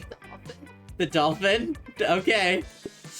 Well, I may as well do variety and do the third answer. Why not? Alright, I got bolds, you got fun, and you got money. The potato season. V1. V1, that's V is 5? 5. And then 1 is so Plus 6. plus 1, so it's 6. The 6th potato season. Man, I would love to watch The Bachelor's Potato. The coolest reality show would be 8 rich people fight in weekly challenges to see who's the best at giving money to. Or 12 experts in the various arts of seduction live in a house where they must face a common challenge, seducing a potato into marriage, somehow. Or people in positions of power must face all sorts of questions relevant to their field, and if they fail, they lose their jobs and society wins. We're gonna do the potato. Peach.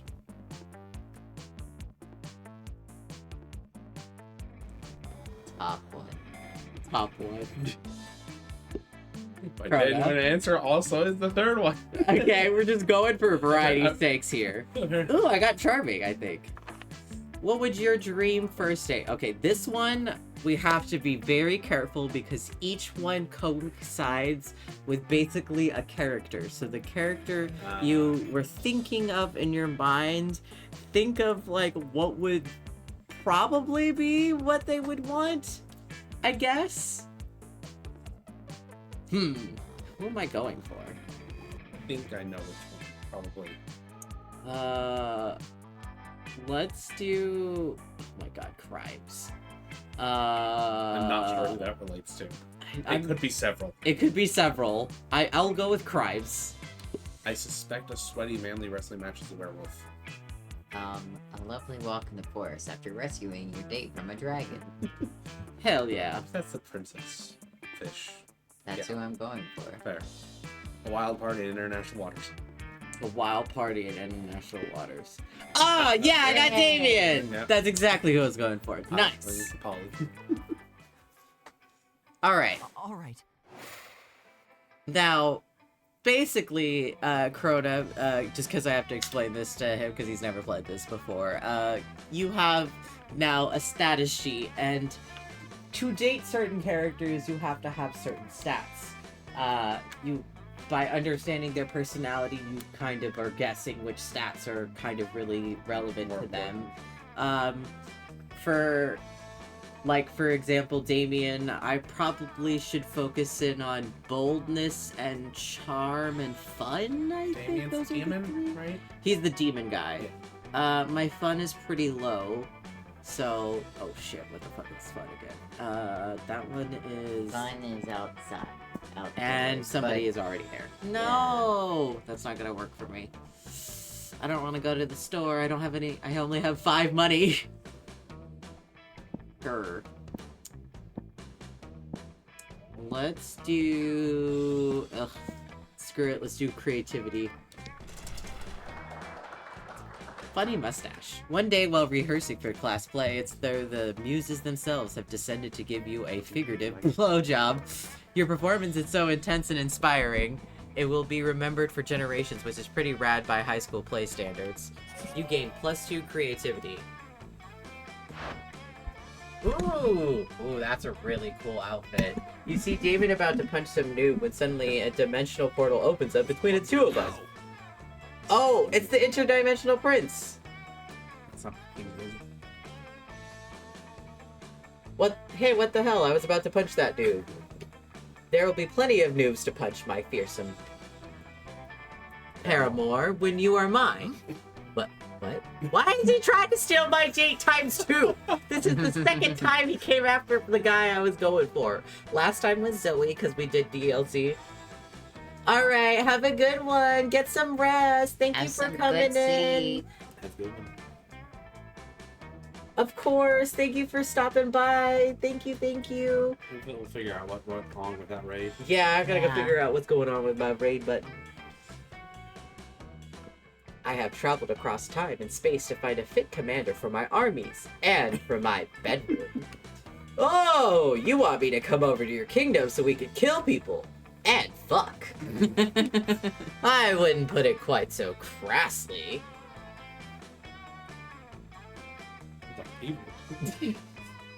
Fucking metal. Yeah, it was odd that he couldn't. And it sounds stupider than hell, which isn't hard because hell is lame, but still. Yeah, it is odd. I'll have to change my settings around to make sure next time I stream. But if Damien goes to another dimension to fucking kill people, how will he fucking kill people? With you! There's only one thing to do! Oh no. Well, this is the skill one. So basically, this is kind of like a skill-based one. You kind of have to guess which skills. And... defeat the prince's entire shitty army using nothing but a colander and a grapefruit. Or show Damien a picture of prince's armies wearing clown shoes and assless chaps. That is definitely fun. So, let's do the first one and hope for it. Yeah, I got it! Bold! Armed with your trusty colander helm and furious grapefruit, you charge for the gift. The prince's army turns out to be 3 dudes. Just 2 toddlers in a trench coat. You're straining the shit out of them and squeeze grapefruit juice into their wounds and toss what's left into a volcano. Good night, good night! Thank you so much! Y'all have to check that out. Yeah, it's just weird. But yeah, sleep well! When you get back, he's applauding. Holy shit, that was so wicked! I've never seen someone be so gracious with a gratuitous with a grapefruit. Screw this interdimensional a-hole. I want you to teach me about using lines as an offensive weapon. The prince slinks back to his kingdom to recruit a new shitty army, while you teach Jamie the mysterious citrus flu. You gained a 2+ charm and 1+ boldness. Let's go. Alright, your turn, Peach. I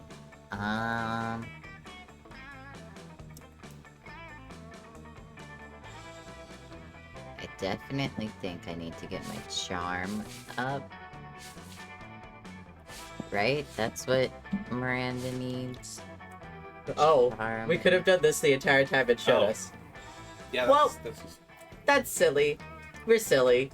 Well, some ways the keyboard is. so which one did you want to do?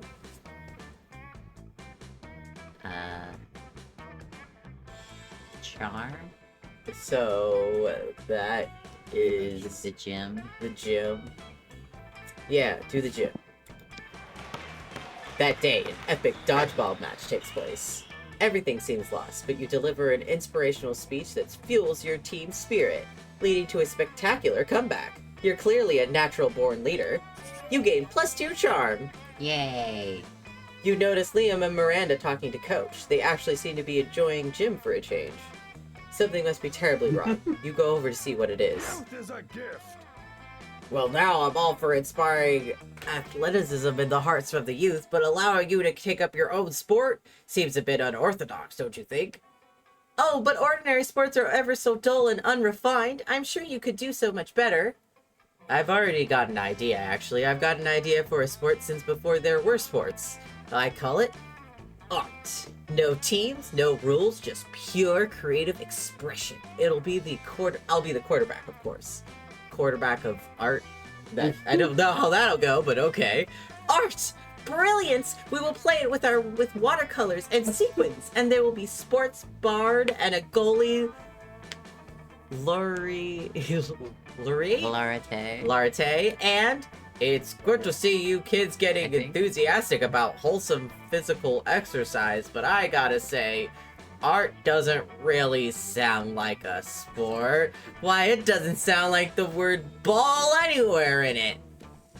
That's easily Art solved. ball? We can call it art ball. Art Oh, well, yes, obviously that's much better, but let me ask you this. How do you score points in art ball, huh? Liam and Miranda both look at each other, both totally stumped. Their dream hangs in the balance. Time to step in! Alright, Peachy.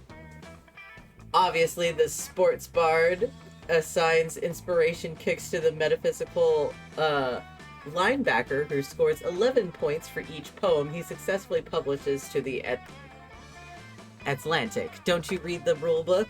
Don't you see? The points were inside us all along! The bottom one sounds like it could be fun, but I'm not quite sure. I'm gonna roll with the first one. Roll with the first one. Fuck it. Fluff it. So creative! Yay. Oh, there's a rule book. Well, that changes everything. Can I see it? You hand him the rule book, which is actually just a copy of Infinite Jest that you made a new cover for. This rule book is pretty unconventional, but you know what they say? Sometimes it takes a crooked snake to make the corn cob dance. Oh, yes, definitely. I heard them say that all the time. So, can we start putting a team together?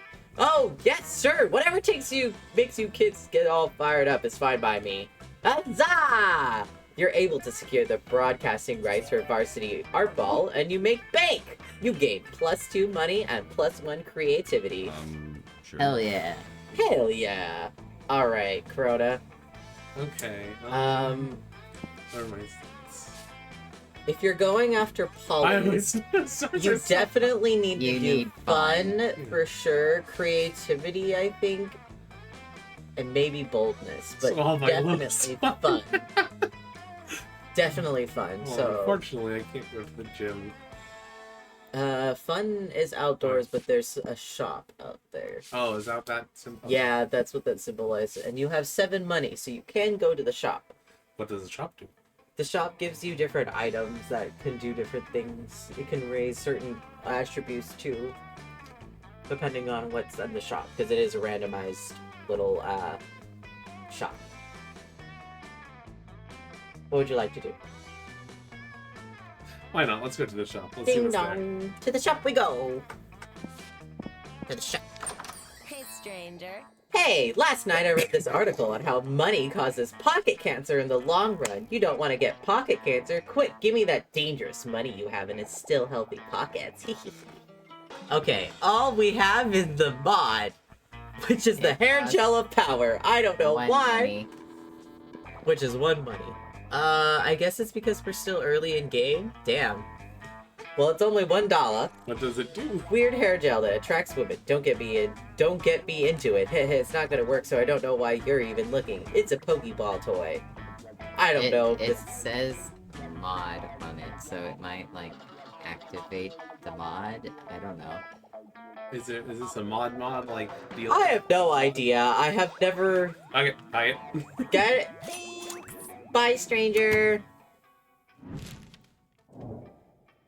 Everyone chooses something bad. Say your choice out loud for the rest of the players before clicking. Okay. I pick murder. Elon Musk. I mean, I guess that's a bad thing.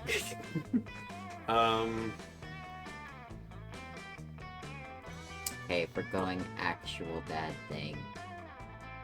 Come on, Peachy, you can do this. Laptop life expectancy.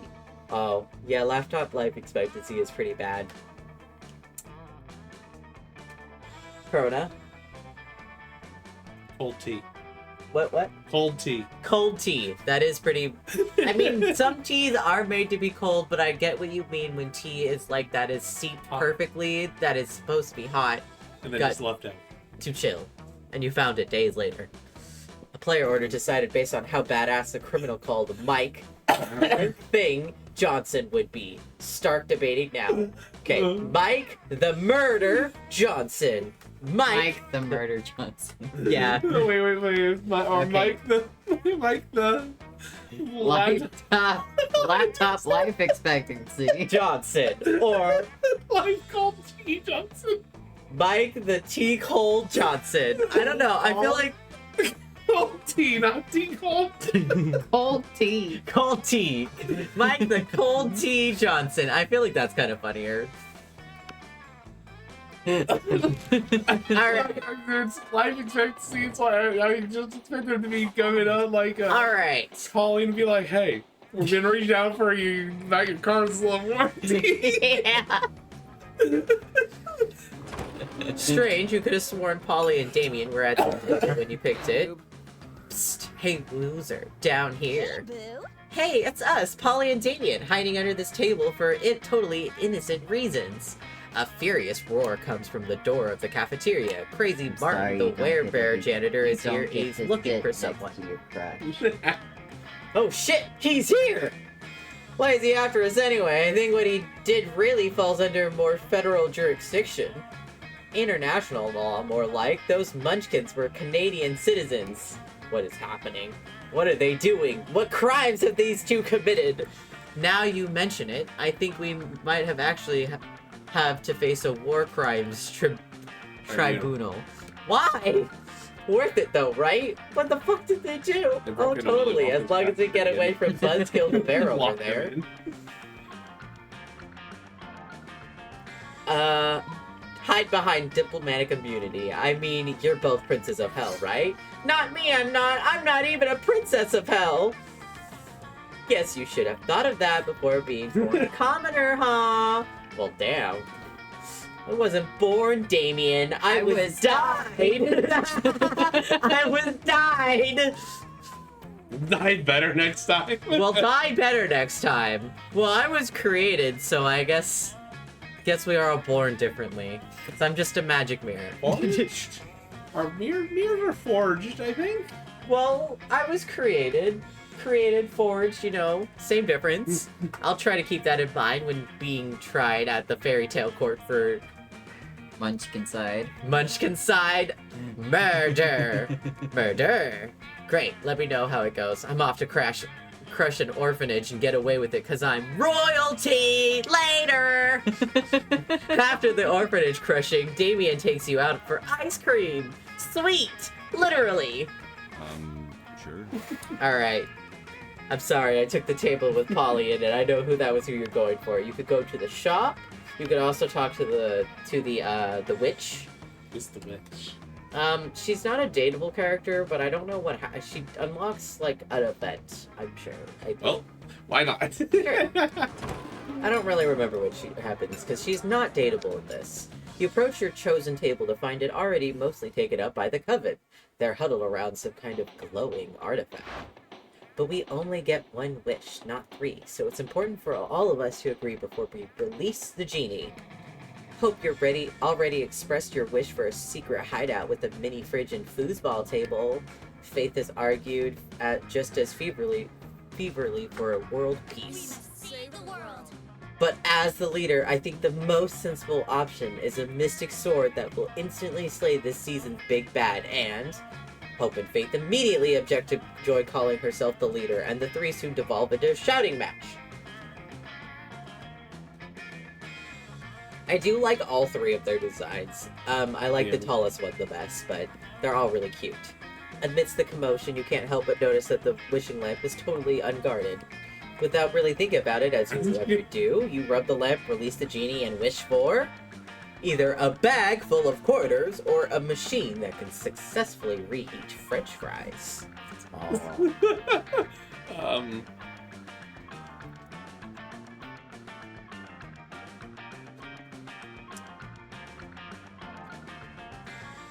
I want to see what the machine that reheat fries does. Reheat fries. Wish granted, boops the genie, and you find yourself the proud over a brand new Fry Lord machine reheating super system. It can even probably reheat McDonald's fries and magically make it not taste like styrofoam. Are you kidding me? We didn't brave the fire legs of lower wrath of two-headed snake of Serpentina and the accountants of Babylon just so you could have hot fries! Back quarters. But the coven quickly changes their tunes when they taste the hot fries fresh out of your Fry Lord! They're so crisp. Neither rubbery nor soggy. This is powerful sorcery indeed. Like I said, magical sorcery to turn McDonald's fries into not styrofoam after a day. We were so focused on defeating the big bad, we forgot about an even greater evil. Suboptimal fry consistency. It is evil. Yes. Thank you. Thank you for teaching us the error of our ways. You reheat everyone's cafeteria fries for them, and they all have a fry party. Oh, wow. For your contributions to fry That's a lot of fun. You gain +4 fun, which is really good for Polly. Alright. Who are you going after?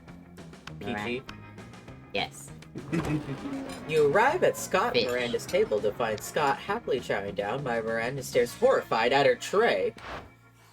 What's wrong, Miranda? Yuck! Isn't it obvious? Right here on my tray? Fish sticks! Yeah, Fish Stick Fridays, isn't it great? Fun fact about jellyfish. They eat fish. Oh.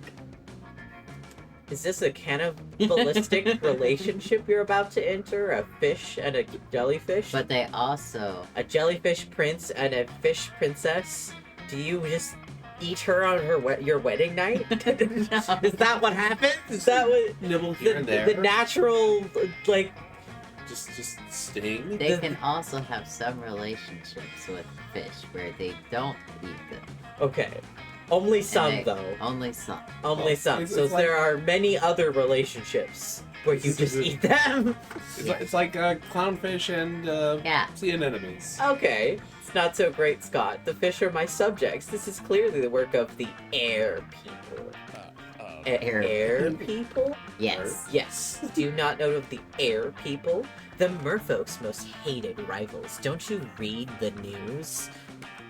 I mean, most people watch it nowadays on TikTok or 'Cause I something totally like that. know. But yeah, sure, because I totally know how to read.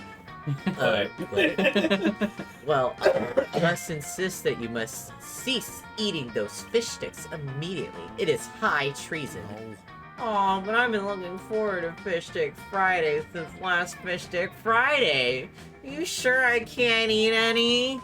He's asking Miranda while holding a fish stick really close to his mouth, but you feel like you've got a better answer to settle this argument. You blurt out, "Haven't you heard, Scott? Fish sticks make you worse at sports. They contain Baldropinol and nerdoflavin.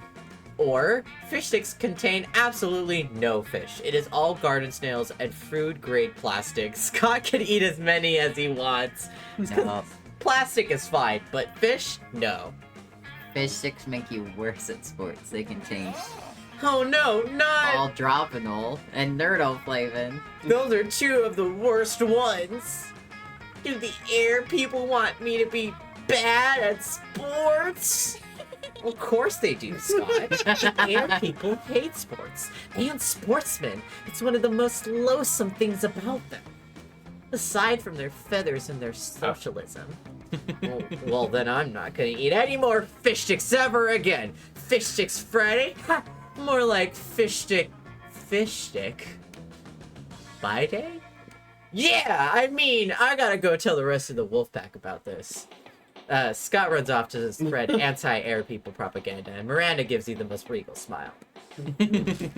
Well, everybody choose an animal. Say your choice out loud, and for the rest of the players before clicking. I pick piranha. Come on, Eagle. Pete. An eagle. Pangolin. A pangolin? What's that? The armadillo guys that Oh, are like, yeah. the armored guys. Player order decided on how strongly you would avoid eating the selected animal. Well, It's illegal to hunt them. which one? An eagle. But if it's already dead, I imagine it tastes pretty good. I feel like pangolins are like impossible to eat, though. They're actually endangered because they're a delicacy in Vietnam. Yeah. Okay, never mind. Would you eat a piranha, though? Could you eat a piranha? You could. I'd be terrified to get near it, though, if I'm honest. Okay, so peachy is You number can eat- one because technically it's illegal, but like delicacy versus scared, which one's better? I mean, if You you're in a want to life, avoid eating Huh? a delicacy. Oh, well, they're endangered. Yeah, they're endangered. so yeah. All right, To be fair, prawns are terrifying. they are It's terrifying, terrifying Let's go. in the water. but you can eat them. I think. Yeah. It's more just getting near them. All right, what do you want I to mean, do?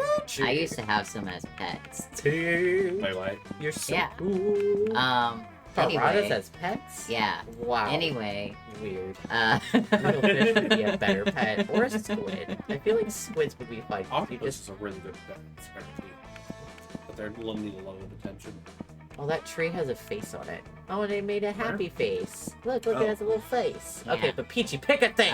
does Miranda need I don't. boldness? She probably needs that's charm, the same. boldness. The evening as they are during the day. Yes, it's whatever you have accumulated from what your past playing is. So remember in the beginning, we, the Oh, no, I meant like the areas. Like the areas. Yeah. Oh yeah, everything's the same. Okay, that's what I was asking. If they like change evening to I day. feel like your charm, your boldness is pretty low though. Maybe you do need Yeah. boldness for her. It's been a while since I played for her. So Boldness boldness is would be bathroom. To the bathroom you go. To the bathroom I go. Oh wow, that is some dangerous bathroom activities. One that day you skip class and just hang out in the bathrooms because you respect no authority. I guess some people just want to watch the world burn by skipping class and hanging out in the bathrooms. Call me, beat me if you want to reach me. You Death get overrated. +0 shits, but you gain +2 boldness. Afterwards, Miranda summons you. Oh, wow, you're being summoned. It feels weird to be summoned, but you comply. You can't resist her mermaid goose. Greetings, fellow classmates. Oh, she's in a cute little, like, button-up. Yeah. Thank you for coming, my dear. I have finally decided to trust you with my most important aspiration. I am destined to be the queen of prom. The royal ascension is nigh. We must prepare. We? Most of my competition is naive. They foolishly assume that prom queen is a purely ceremonial title. Except Ursula Jr. She's proving to be quite a worthy rival. I expect that. I respect that. Was that legal? How did Disney not? Ursula? I mean, that's part of the original story. Well, that's Yeah. true. Which is why we must destroy her reputation immediately. Any thoughts? Fart joke, or let's convince everyone she likes humans. Fart joke sounds like fun. Your fun is like 7. That one might be smarts though, which is also a 7. So you might be Let's convince everyone she likes humans. so smart. It doesn't take much to make everyone look bad this day and age. You, however, are monsters and went for a total overkill. You hire a Chinese hacker to plan 10 years of pro bono work rescuing human babies from lawnmowers on Ursula's name. At recess, Dr. Baby Glove of the Baby Love Institute appears out of nowhere and presents her with a humanity award. Yes, this will seriously harm her standing with the evil lawnmower creature cognitive digit, because that's an important voting block. They're the ones who keep the schoolyard so tidy. You gain +2 boldness and +1 smarts. Yay. Alright, Corona. Uh, You are going after someone who needs a lot of fun, charm, I think I need charm. and boldness, I think. So, charm is Legit. the gym. Ooh. Oh, another epic dodgeball. More dodgeball. I missed the battle. You spot a fellow player that seems utterly discouraged. She thinks she's not worth anything at dodgeball. She attempts to throw the ball at herself. You explain to her the many ways you think she's unique and wonderful, and also defending the many pleasures in life. With your help, she's capable of finding reasons to keep playing, and gains a sense of self-worth. You gain +1 BFF. Sadly, she's not part of this game, so that beautiful friendship will never take place off screen. And +2 charm. OF. That was. You're gearing up for another boring round of dodgeball when... Alright, my dear beavers, today we'll again be advancing the young and noble sport of art ball. Get ready. Oh, Peachy, your last thing has just You're making me interacted. hardball. You take your place with your fellow teammates. Hardball, the noblest and most sophisticated, most beautiful, most refined of all the sports. I hate all of these adjectives. The best part about sports is getting all your violence and rage out, and Hardball completely takes that away. Oh no. I don't know French. Yeah. Machine This is so bad. Come on, do some Korean. I could do that. Think of all the passionate emotions and paintings of Vincent van Gogh. Liam, stop. Nobody cares about your stupid game or stupid dead painters. Excuse me, Paulina, but Vincent van Gogh isn't dead. He's undead. I wish I could make Art Ball dead. Damn, your team is not getting their act together, but if you find a way to lead them to victory, maybe you can all be happy. Now come up with a foolproof strategy, because you guys are definitely fools. Okay, you can either turn the paintbrushes everybody's holding because Art Ball into live cobras, or summon the undead Vincent van Gogh. Paintbrushes into live cobras possibly sound bold? And the bottom one, I have no idea. Honestly, I have not quite sure either of these ones, but I mean, I don't think I like how this. I mean, if either of them are fun, your fun is 9. So, And if either is smart, your smart is 9. I don't think either. Maybe the bottom one is smart because it's summoning an undead Vincent. Yeah, that one sounds smart. You might want to do that. But wait, my smarts. I don't need smarts, right? Your smarts is 9. Yeah. So it's a high it's a high stat. So basically, each of these, I'm not sure if you've been queuing in on it, but each of these hold a stat, Yeah. and you have That to I know. basically. Is it a check? Kind Yeah, of it's thing? like Oh, a check. okay. It's a stat. It's a skill check. So you have to get, I think, more than 5 on the skill check. Usually, is the skill check, Yeah. and so you have to pick which skill, basically, you're picking. Fair. That top one sounds bold then, so let's go with the summon. Okay, good. It's smart. Heck yeah, let's do this thing. Whoa! I'm good at this game. Awesome. I'll go drag him from hell. Dude, why would Vincent Van Gogh be in hell? He was the best. Krona and I will just summon him with our ghost powers. Wait, do you have ghost powers at all? No time for applying light. Sparkly lights swirl around you and suddenly a one-eared ghost of Vincent Van Gogh appears. Sup, fam? Welcome to the world of the living! Where am I? For what particular purpose have I been conjured to use my unique artistic skills for the greater good? Oh, we're just a bunch of legally adult high schoolers playing a stupid made-up variation of dodgeball. Excuse me! It is not stupid! And we brought you here to cheat and help us win. And it's not cheating. The rules of art ball are still in flux. It says nothing about being allowed to conjure dead painters. You would think Vincent Van Gogh would consider an activity below him. But he's been dead long enough that pretty much anything stands like a good time, so he's all about it. You guys won by a landslide, picking up +3 in creativity along the way. All right. Alright, what do I need? I'm going after a guy who really likes charm. Oh no, he really likes fun. I should go for fun. Buddy. That one time during recess, you start a half-hour rave that goes full crazy. Recess at nighttime. That is interesting. We have high school all day. All day. You have no idea how it escalates so much, but at one point there are 300 people at high school party during recess. Interesting.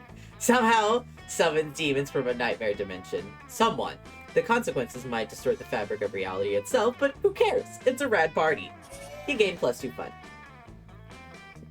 You're taking a break with Scott, Damien, Vera when the whole wolf pack comes stomping over. Ooh. Oh great, those boneheads again. This is I gonna be the wonder what fish they want. Hey Scott, what's up, dog and non-dogs? Eat shit, you fucking flea farm. Whoa, Damien, calm down. These guys are my cousins, and even more important, they're my teammates. Oh yeah? Well, if we're so important, how come we didn't see you at the dog park last full moon? Last full moon? Wow, I don't remember. I was at the bowling alley with Damien and Vera, and then the next morning I was naked and covered in blood. Oh yeah, then I was so rad. They're all just poly, I guess. We all just wake up naked and covered in blood after a full moon. We all wake up naked and covered in blood after a full moon, Scott. But we wake up naked and covered in blood covered in blood together. Naked in full blood. You know why? Because we're werewolves. The question is, where were you? Where are you?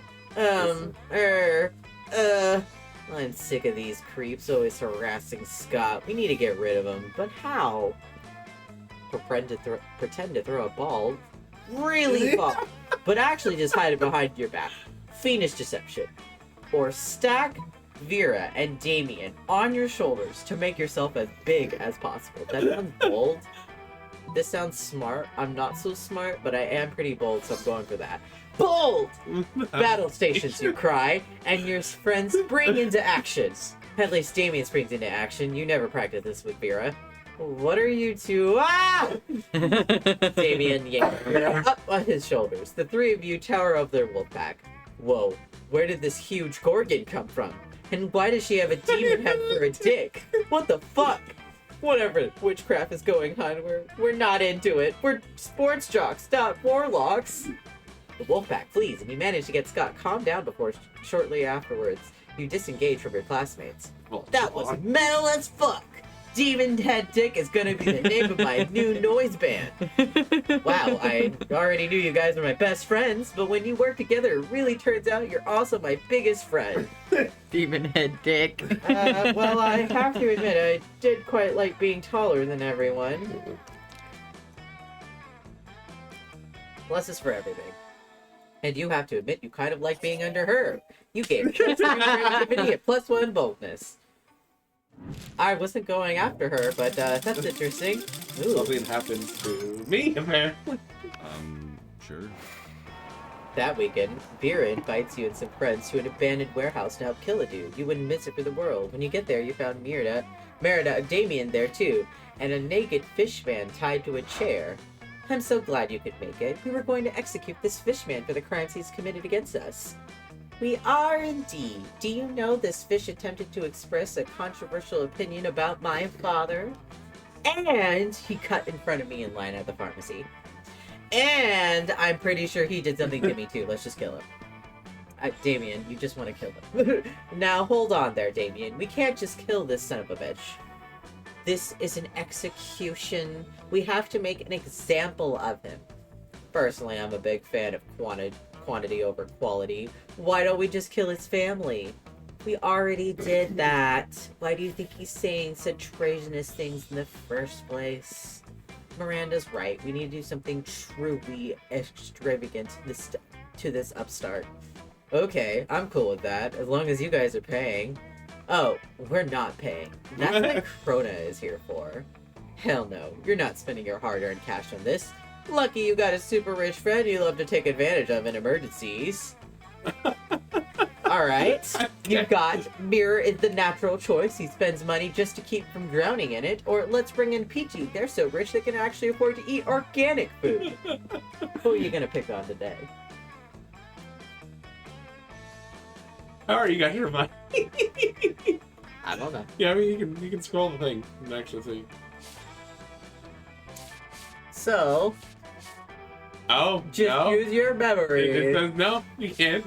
It They says, literally, fuck you, they bitch. literally are like, hey, you can't do exactly what you're planning on doing. Yeah, you can't do that. That's cheating. Alright, Krona. Pick a choice. What do you choose? The jellyfish and their organic food. Organic food, Peachy. So good. Peachy's always willing to pitch it a few bucks towards a good You actually- execution. With their financial backing, you're able to purchase the top-of-the-line offering from Luxury Murder Contraptions.biz. Gasp. The Meat Reaver 2000. It's so beautiful. Damien, stop drooling. Your saliva will melt a hole in the floor and will you lose the security deposit on this warehouse. The Meat Reaver 2000 looks like a cross between a lawnmower and a beehive, a volcano, a repeating crossbow, and 50 gallons of whole milk. Damien, sweetie, we all know how much you love murder, but this excitement is unseemly. You think I'm this excited just because of the murder? Miranda! It's the Meat Reaver 2000! The only murder contraption that also makes a perfect cappuccino. You all settle down for a lovely eating of hot drinks and death. Of course, that'll be a bad friend if you didn't invite Peachy over to join in. You each gain +2 creativity and +1 boldness. Hey, there you go. Alrighty. Everybody choose a movie. Say your choice out loud to the rest of the players before clicking the recent Cats movie. That's my choice. Final offer. Kiki's delivery service. Okay, that's a good one. Titanic. The Titanic. Fun fact, I haven't watched that. Me neither. The player order to set it's based on how weird it would be to watch porn based on the selected movie. Start debating now. Titanic already has porn in it, so that's Kiki's delivery service is. Oh, that's weird. Yeah. Yeah, that's just weird. Even if we Okay, dismiss all the characters that are minors, which is most of them. Yes. There's only the adults, and there's a really old woman, a really old maid. Okay, but like the new Cats, where they're like in the weird, freakish like skin outfits and having. On the other hand, I don't know. They're This just is a weird furries. one. Yeah, they're just furries. So it goes Kiki's, I feel like Kiki. then you, Yeah, 'cause- then Yeah. me. I Yeah, guess. because there's literally porn in the Titanic, Yeah. so that's not really. I feel like they've literally made porn of the Titanic. That is actually because of Well, the look, hate me like one of uh, your French girls. Scene. if of anything we're gonna look up on Rule 34 to double check, No, we're I'm not. most afraid to look for mine. Oh my god. So, how about that? Let's not do that. I think that's the qualifying. Let's say we did and not do it. Yeah, I will say yours. I'm sure we're gonna find a lot. Yours, at least some. Mine, Yeah. I don't want to look. What do you want to do now?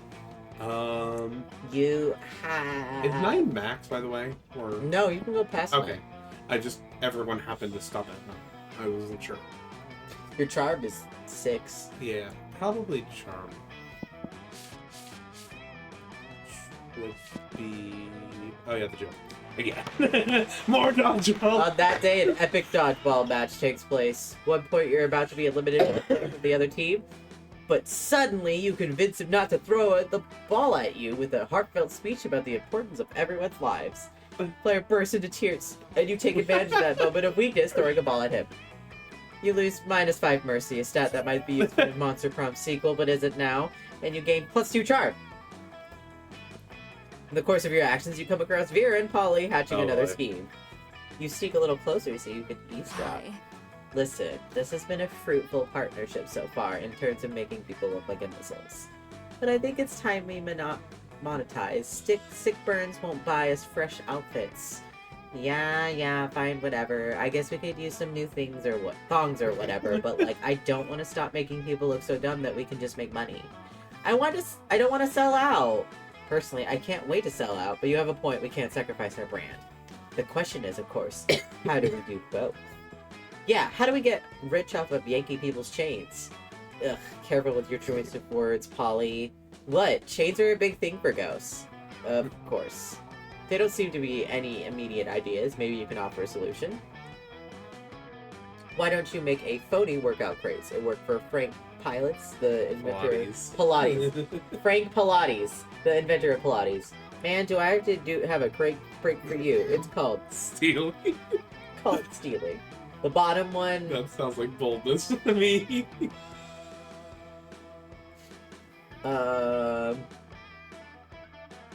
Yeah.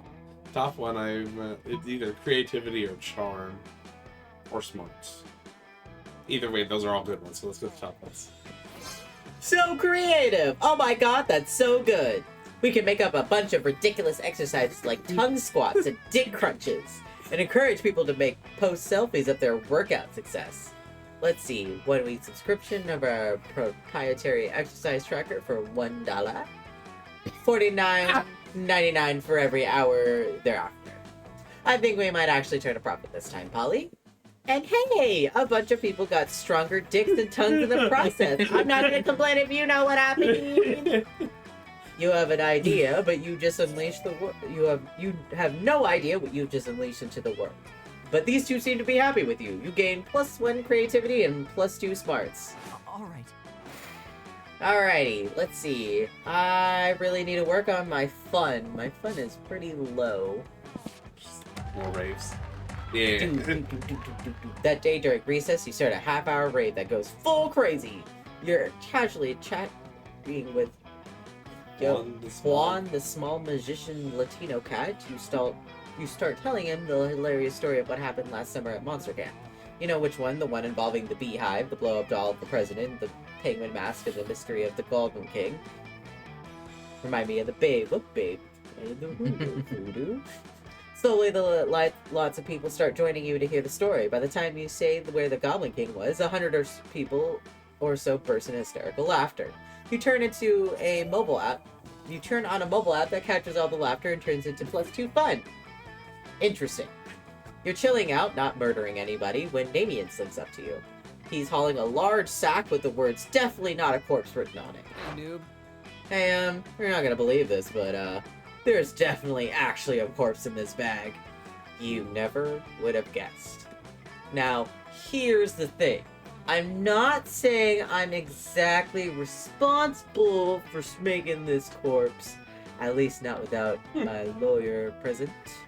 But let's just say he and I apparently had different definitions of rock, paper, scissors. Anyway, I'm not interested in going back to jail, so I need you to help me hide this body real quick. It would be extremely it would be an extremely attractive thing to do.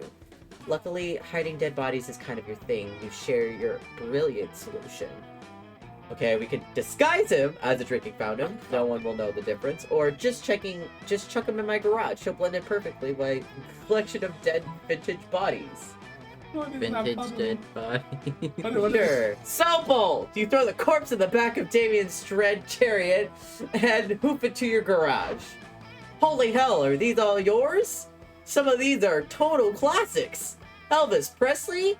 Amelia Earhart? Fuck, you've got the three popes here. I spent all this time trying to get to be the great murderer, when the greatest murderer of all was next to me the entire time. Yeah, I know, make out with me already, bitch. Damien lovingly lays his mangled corpse next to your pristine collector's items, the look of awe on his face. Joke's on him, you're actually just a really accomplished great robber.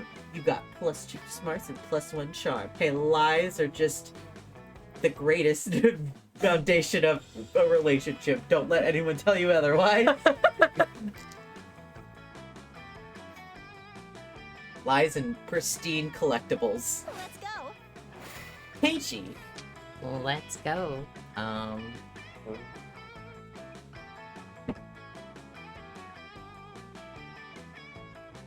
Guess I'm gonna be an uncharming person. Yeah, your charm is pretty low. I mean, yeah, you're gonna need to do charm next at most, but can't do that. So, what do you want to do, Peach? Peach? Peachy Peachy Peach? Creativity. Creativity. I love the little night outfit, it's so cute. That day when rehearsing the class play, you can't help but feel like you're not as good as the role requires.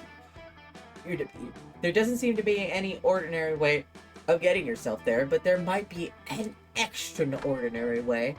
You summon the devil, one of many, and make a deal to enhance your creativity just a bit. You gain +2 creativity. You also lose -3 years of life as the end of the deal, but who cares? They weren't happening in game anyway. Somebody puts a sack over your head and throws you into a car. They drive for hours before they let you out and take the sack off. It's clearly the first floor restroom. Miranda's sitting to make it a makeshift throne where goons jump in and out of the toilet. Greetings and salutations. Oh, look at her little, Daisy outfit. Aww. I'm glad you came. My prom queen campaign is moving on to the next stage. Your expertise is crucial for this part. Most of my inner circle are fish. Hardly helpful unless genetically engineered beyond recognition. Speaking of which, I need your help to sneak a 3-meter-tall, heavily armed cod assassin named Tresca into the school. No reason, but if you're friends with that singing harlot Ariel, you'd best say your goodbyes. Nothing? Every student at our school is some kind of bizarre monster, or we need a diversion! Release the Kraken! I feel like the first one is smart, and this one is bold or creative. Or it's fun. The top one could be bold too, but yeah. I don't know, it kind of feels like smart, because it's the obvious. Yeah. So. Like using your brain. What do you want to do, Beach? You want to do the tentacle one, don't you? I want to release the You Kraken. want to do the tentacles. So, Yeah. Kraken, of course, the tiny terror of the 3rd grade. I shall send word to the elementary school at once. Soon, Kraken, the tiny 8-year-old octopus with a shining attitude. With a shitty attitude. I can't read. With a shitty attitude, runs in the campus and pulls out all the fire alarms. Witches melt, vampires are trapped by running water they can't cross, and Damien's will to live is extinguished. Amidst the chaos, a Caribbean crab cries out for help. His mistress hangs on the hook in the middle of the hall. Ha! Looks like that little princess is no longer part of our world. If Miranda is this ruthless on land, you shudder to think what she's like under the sea. You gain +2 fun and +1 boldness. Let's trade places. Choose a brand. Wonder Bread. Apple.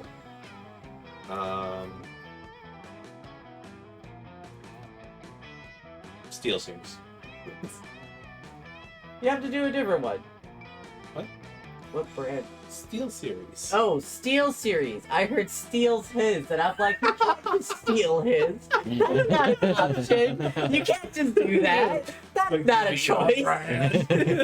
We can't both be Apple.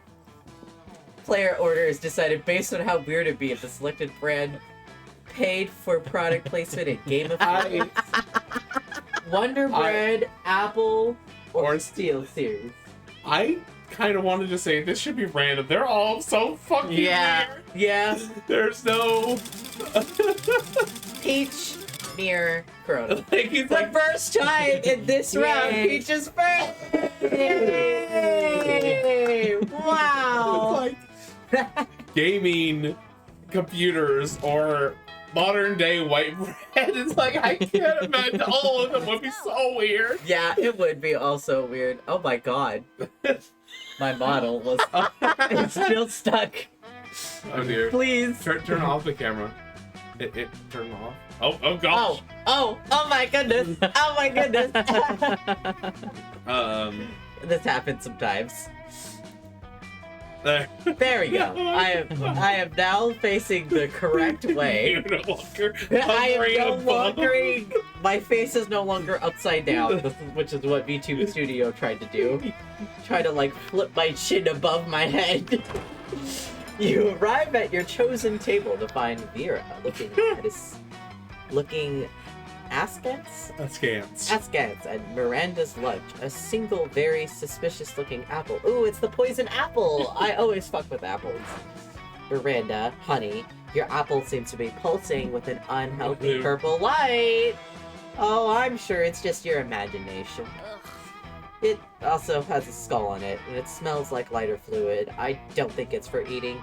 Yes, all poison apples are for eating, especially if they're green and have a skull on it. Especially if there's the more suspicious, it's better. The more suspicious, it's better. Of course, it's for eating. It's a perfectly standard poison apple. You know, the sort that puts a princess to sleep for 100 years. You literally just admitted it's poison. I know, and I always said I wouldn't be the kind of princess who eats a poison apple. But how else would I find a prince to wake me from a true love's kiss and live happily ever after with me? Girl, we need to have a little talk about feminism. You back me up on this. Tell her she doesn't need to poison herself for the sake of a man. You don't need to eat that apple. Princes should be eating poison apples so that you'll kiss them, or you don't need to eat that apple. There are plenty of eligible princes on hotprincefinder.com. There are plenty of eligible princes on hotprincefinder.com. You just want him to find you. Yeah. A prince jellyfish is probably also on hotprincefinder.com. Yeah. Mr. Peach. Yeah. That's not what a finder for hot princes. What's this sorcery? I must see it once. You pull up the website on your phone. You've already got it bookmarked for no reason. I'm Fran. It seems it even lists their pedigrees. And you're right, not all of them are even looking for sleeping princesses. This one is only looking for a princess who is a frog. That would be much simpler to achieve. I only need to anger a minor witch. This isn't what I was asking for at all. God, if you're gonna be that hungry for dick, just buy a damn hooker. Dick? Who said anything about dick? Royal marriage is strictly a business arrangement. When it comes to romance, we're free to make our own decisions. That's good news for you, especially since Miranda seems to really like your suggestion. Alright. Alright, Damien, you're with the vampire. Find Damien brandishing his usual silverware, a hammer and chisel, while Liam looks on in horror. You can't eat that. Watch me. First of all, it's made of one seamless piece of obsidian, so it's low calorie. And second of all, it's Lich's phylactery. Part of this is a balanced breakfast. It's lunch. You're just jealous. No, I'm nervous. Nervous that you're going to eat that, get possessed by a lich, and kill us all. Well, I'm nervous that that's not going to happen. Looks like these two are at an impasse. Maybe you can solve the dispute and score some romantic credit at the same time. Damien, don't eat it. You don't have room for all those baby seals I bought you. Or, Liam's right, Damien. You should make him eat it. You should make him eat it. Oh yeah, of course, I forgot the golden rule.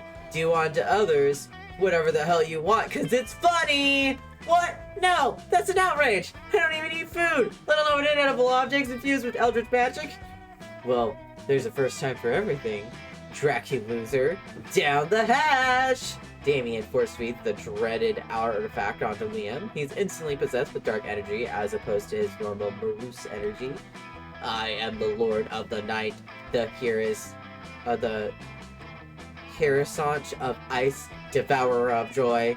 Haha, what a nerd! Liam has to go to the nurse's office to get the curse removed while you and Damien rob a bank to celebrate. Sure. Well, Awesome. You find Polly and Scott huddled at your chosen table. If those two are together, it can only mean one thing. I hereby call this meeting of Prank Masters to an order. Prank Master Hall, President accounted for. Chairman Geis, all dressed up and ready to prank. Hey, how come you get to be chairman? Well, which one of us can throw chairs around the room with our ghost powers? Well, I don't have ghost powers, so... Oh, you, I get it. Chairman, but... No time to argue, Scott. We've got to come up with a ball or food prank before the end of lunch. Oh yeah, okay, what if we ate all our food like a good boy? Is that a prank?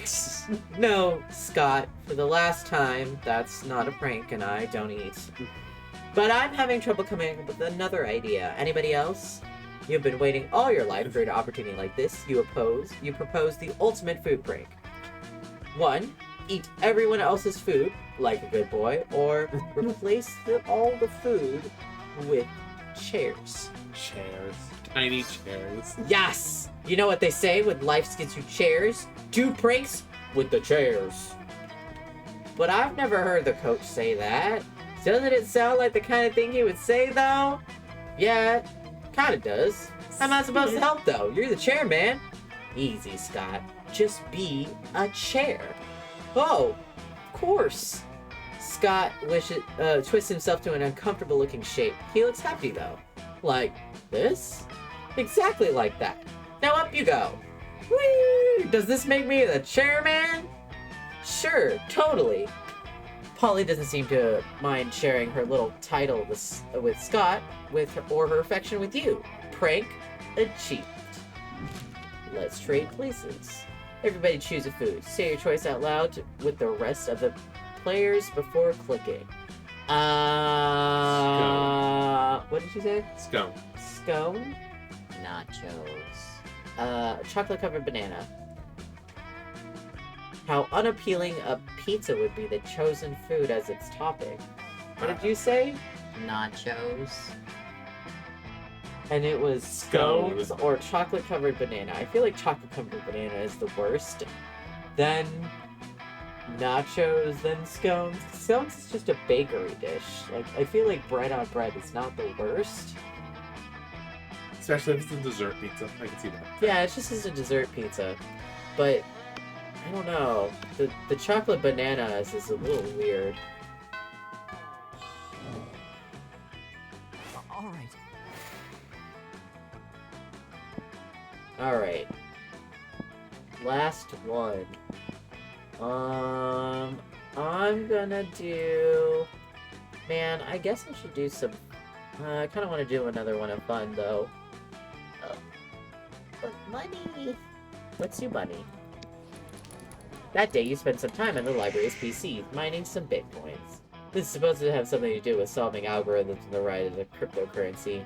But you get said nobody actually has any fucking idea how it really works. Anyway, he gained +2 bitcoins, which is equal to $2 billion, which is importantly equal to 2 monster dollars, so +2 money.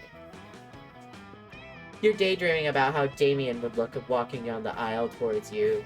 When you see Damien walking down the aisle, the hallway towards you, yo, so listen, don't be cool about this or make it a big thing, uncool about this or make it a big thing, but I think you're pretty rad, like maybe as even rad as I am. So I thought it might be sweet if we could, you know, do some crime together. Would you be into that? I mean, could you even fucking handle that? Yes, of course you could, and you would, and you should. What kind of crime are you into these days? Quick, suggest the most badass and romantic crime for an excellent date with Damien. Tax fraud with light treason, or dinner and movie, and the dinner is arson and the movie is also arson. So bold. Arson and arson. Sounds like my kind of night. Damien picks you up and presents you with a banquet of matches and lighters, which you Bouquet. Okay. Bouquet. Banquet. Banquet. A banquet of matches. Banquet. Banquet, which you blush and happily accept. The two of you head off to the fanciest restaurant you know, the Chateau de Superior. You smile demurely. Oh God, as Damien spilled up. Very demure. Very demure, very cutesy, I guess. I hate it. Damien pulls out your chair for you and then sets it on fire. You confidently order off the menu for both of you before setting both menus on fire. After a delicious meal, the both of you flirty squabble up those absolute pleasure it would be to pick up the check as the flames rage high all around you. Ready to head out for more arson? Heck yeah, you are! The two of you head to a movie, immediately setting your ticket stubs on fire. You take your seats and set the row in front of you on fire. You talk through the previews as the flames leap higher and higher, bathing you in a romantic glow. It's the hottest date of all time, in so many ways. Hey, I had a really nice time tonight. The only thing better than the arson was the more arson. He actually is blushing, or is it the heat from all with so much arson? Oh my fucking God. This date was actual fire. Literal fire. No, like actually literal fire. You gained +2 charm and +1 boldness. Let's go. Alright, Peach. Peach. What do you want to do? Char. Charm? That's This one. An epic dodgeball which takes place. Many people fall during the battle. You can't take many more, so you you do it. Valiantly. The word goes straight to the other team's leader and start negotiating for a truce. After hours of intense diplomacy, you commit to an agreement. What an unexpected twist. You gain +10 righteousness, but this game is so wrong in so many ways you would be lucky if you could do anything with that. And +2 charm. You open your locker and a cloud of gas knocks you out. You come to your senses plummeting towards the earth, rapidly approaching terminal velocity. You fall into the school's backyard in the hands of Miranda's biggest goons. Your classmates don't know. She kidnaps you a lot. That is very strange. It doesn't work. None of them even notice your glorious fall. People are so used to the spectacle at the school. The slow ascension is tiresome. I need a glorious act, a grand gesture to secure my throne. Can you think of something while I flay my salmon? No more talk. We bring war! I will bring a moment for you, Your Highness. I will rival the sun and the atrocities your family's committed. Monument. Monument. You single-handedly break all the windows of the school and start renovating the merry-go-round. What an excellent source of materials. Glass is made from sand, and I never understood why this school has a merry-go-round. Glass is so sharp that you preserve to build a 50-foot tall statue of Miranda, shard by shard. You spin the playground toy. You don't know whether it's the gods blessing your creation or the blood loss, but oh gosh, it sparkles. You pass out from the blood loss shortly after Miranda starts apologizing for swearing. You had the best medical care for Miranda's surgeons and also +2 charm and +1 creativity. Sure. Heck yeah. Where would you like to go? Corona. I think I'm gonna push for fun. Push for what? Fun, yeah. Fun? Here. Also, I wanted to see what my character looked like in the rave. That day during recess, you start a half-hour rave that goes full crazy. Everything is fine until Juan, the small magician Latino cat, asks you what you think you're doing. Damn, you didn't remember you suck at dancing. But you decide to go all in and pretend it's a new dance move, apparently called the groovy muska. Juan looks at you and he asks you to teach him the groovy muska. And in no time, half the party is following your steps, enjoying the groovy muska all together. I'm pretty sure I'm saying it wrong. It's a party to remember. You gain plus 2 fun and a cool story to tell your grandkids someday. In the middle of everything, the portal opens up and swallows Vera, Polly, and William.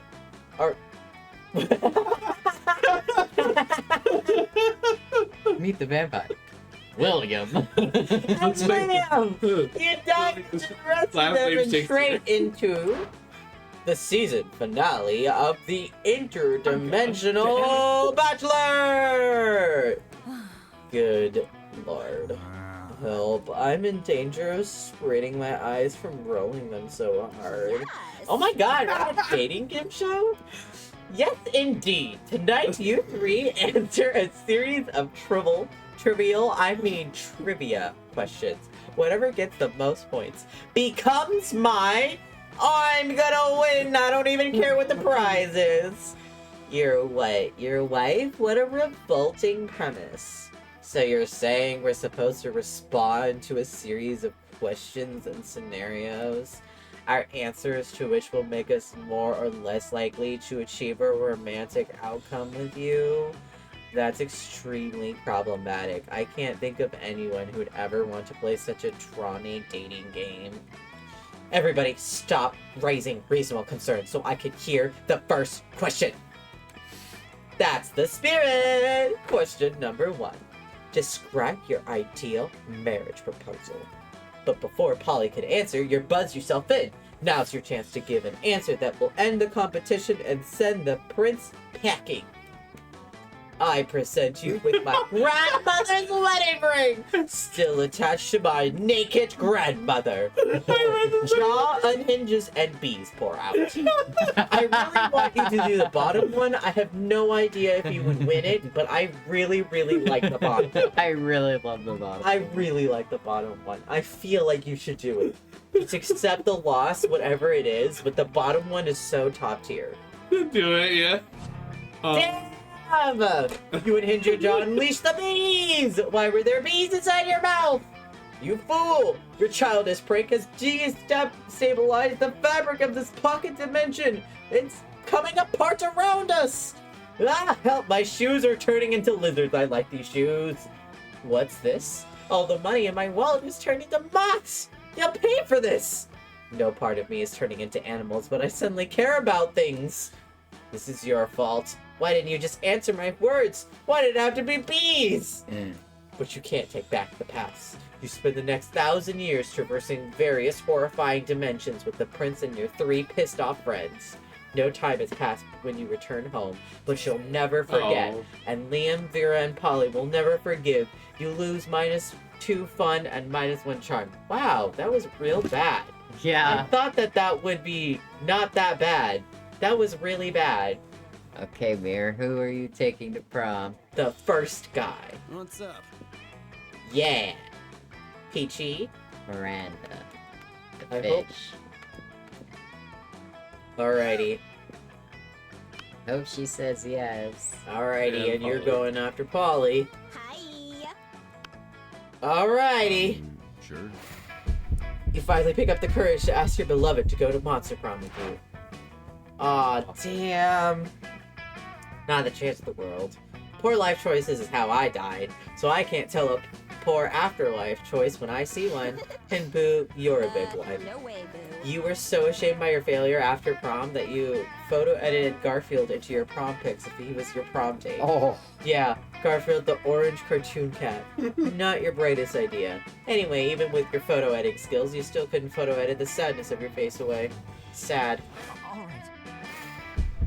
Finally, pick your courage and ask your beloved to go to the Monster Prom with The you. mirror magic. Prom? I guess we can get some ways so they end up burning stuff down, right? That sounds like a rad date to me. Let's burn stuff down together until dawn! Nice. Prom night was awesome. You and Damien reflected on the fucked up misadventures you had on the past few weeks. You've definitely been your worst self. And after some good laughs, you conclude, well, I'm definitely going to hell. He stayed silent a bit after that. Then he added, you know what? I can see no problem with that. Best night ever. Go. Let's see if you did it, Peach. Of course I want to go to prom together. My mischievous fellow conspirator. I can't help but deeply value such a brilliant, scheming mind. It's so smart. It's smart to keep someone that can be so useful at palace intrigues close at hand. And shut up. We royally are about to convene in strategic marriage. Oh, you're already getting married. Oh. Wow, this is going real fast. Why shouldn't I be smart and strategic about prom dates too? Also, you're like super cute. When prom night comes, you're ready to come for the night of your lives. You've practiced your Vietnamese waltz, and Miranda is very impressed. That is not what that said. Venice? I did not read that correctly. It definitely says You Venice. read about like 1 in every 10 words wrong. Even if the music is mostly electronic, you somehow Venice swallows the fuck out of it, and everyone. Oh no, I pressed the button. No! How did that happen? It's some magical evening. Also, you execute some more plots and together and assimilate. Just in case. Just in case you assimilate with her. Together. Which is Yelling into raping To your You. queen. Whoa. That's a cool one. We're selected as prom royalty. Ooh, you got a new ending. You got prom royalty. And you know, it's a bit cheesy to say this, but Miranda's beauty is heightened by the delicacy of her enemy's blood all over her body. It's truly been a magical evening. Yay! I Nice. most likely to start a cult! Yay! And then Miranda's most oblivious. Oh, there was a secret ending. That was the secret ending. Yes, that was a secret ending. Almost 2 weeks were maybe those 2 weeks. Almost 2 weeks. Those 2 weeks were maybe the most epic and absurd weeks of your lives. After the Monster Prom, we kept on living our lives, falling in love and battling for friendship and learning about who we were and who we could be. And you know what? Like it always does, life happened, and it was wonderful. Miranda used her vast knowledge of serifs to get a job handpicking the best serifs for other people. Unsurprisingly, she ended up leaving her serifs to do the work. Polly took a summer job as the ghost of Christmas present. She spent most of her time partying. There was almost no work because, you know, it was summer.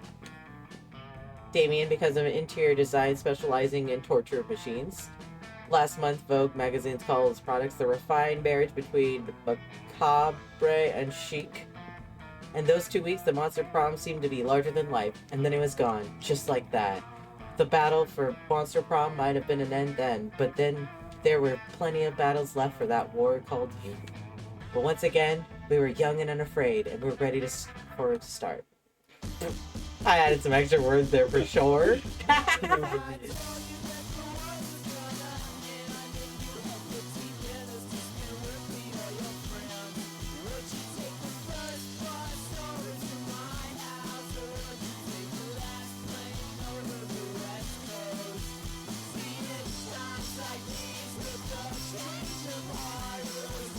Well, that was really cool. We got a secret ending. Yeah. You made me lose my game. I don't think I did. I don't know what happened at the very end, though. It shouldn't have made you lose that much. But I'm not sure if you got all the points that you needed.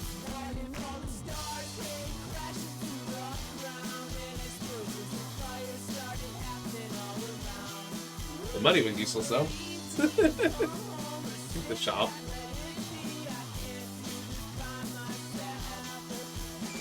Stage prop, $15.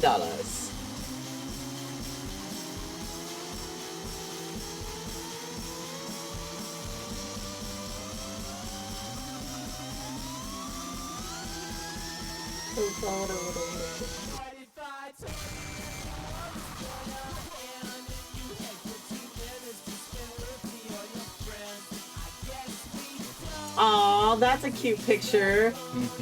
Aw.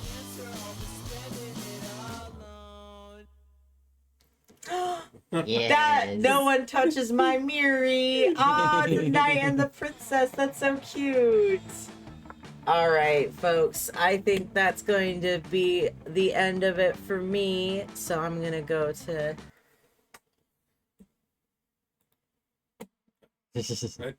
I'm operating the side. Wop, wop, wop, wop, wop.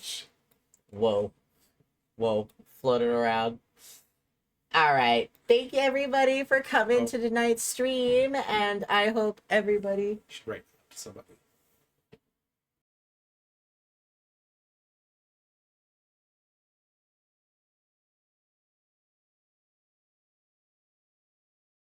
You have 10 people. It's a really good opportunity for you. Alrighty, we are going to end it tonight. Thank you so much for everybody for coming. Thank you.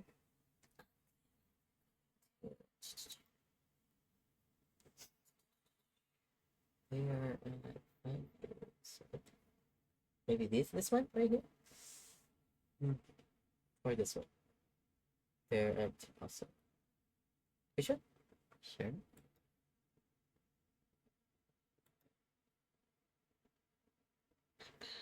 Thank you, everybody. Bye. Bye.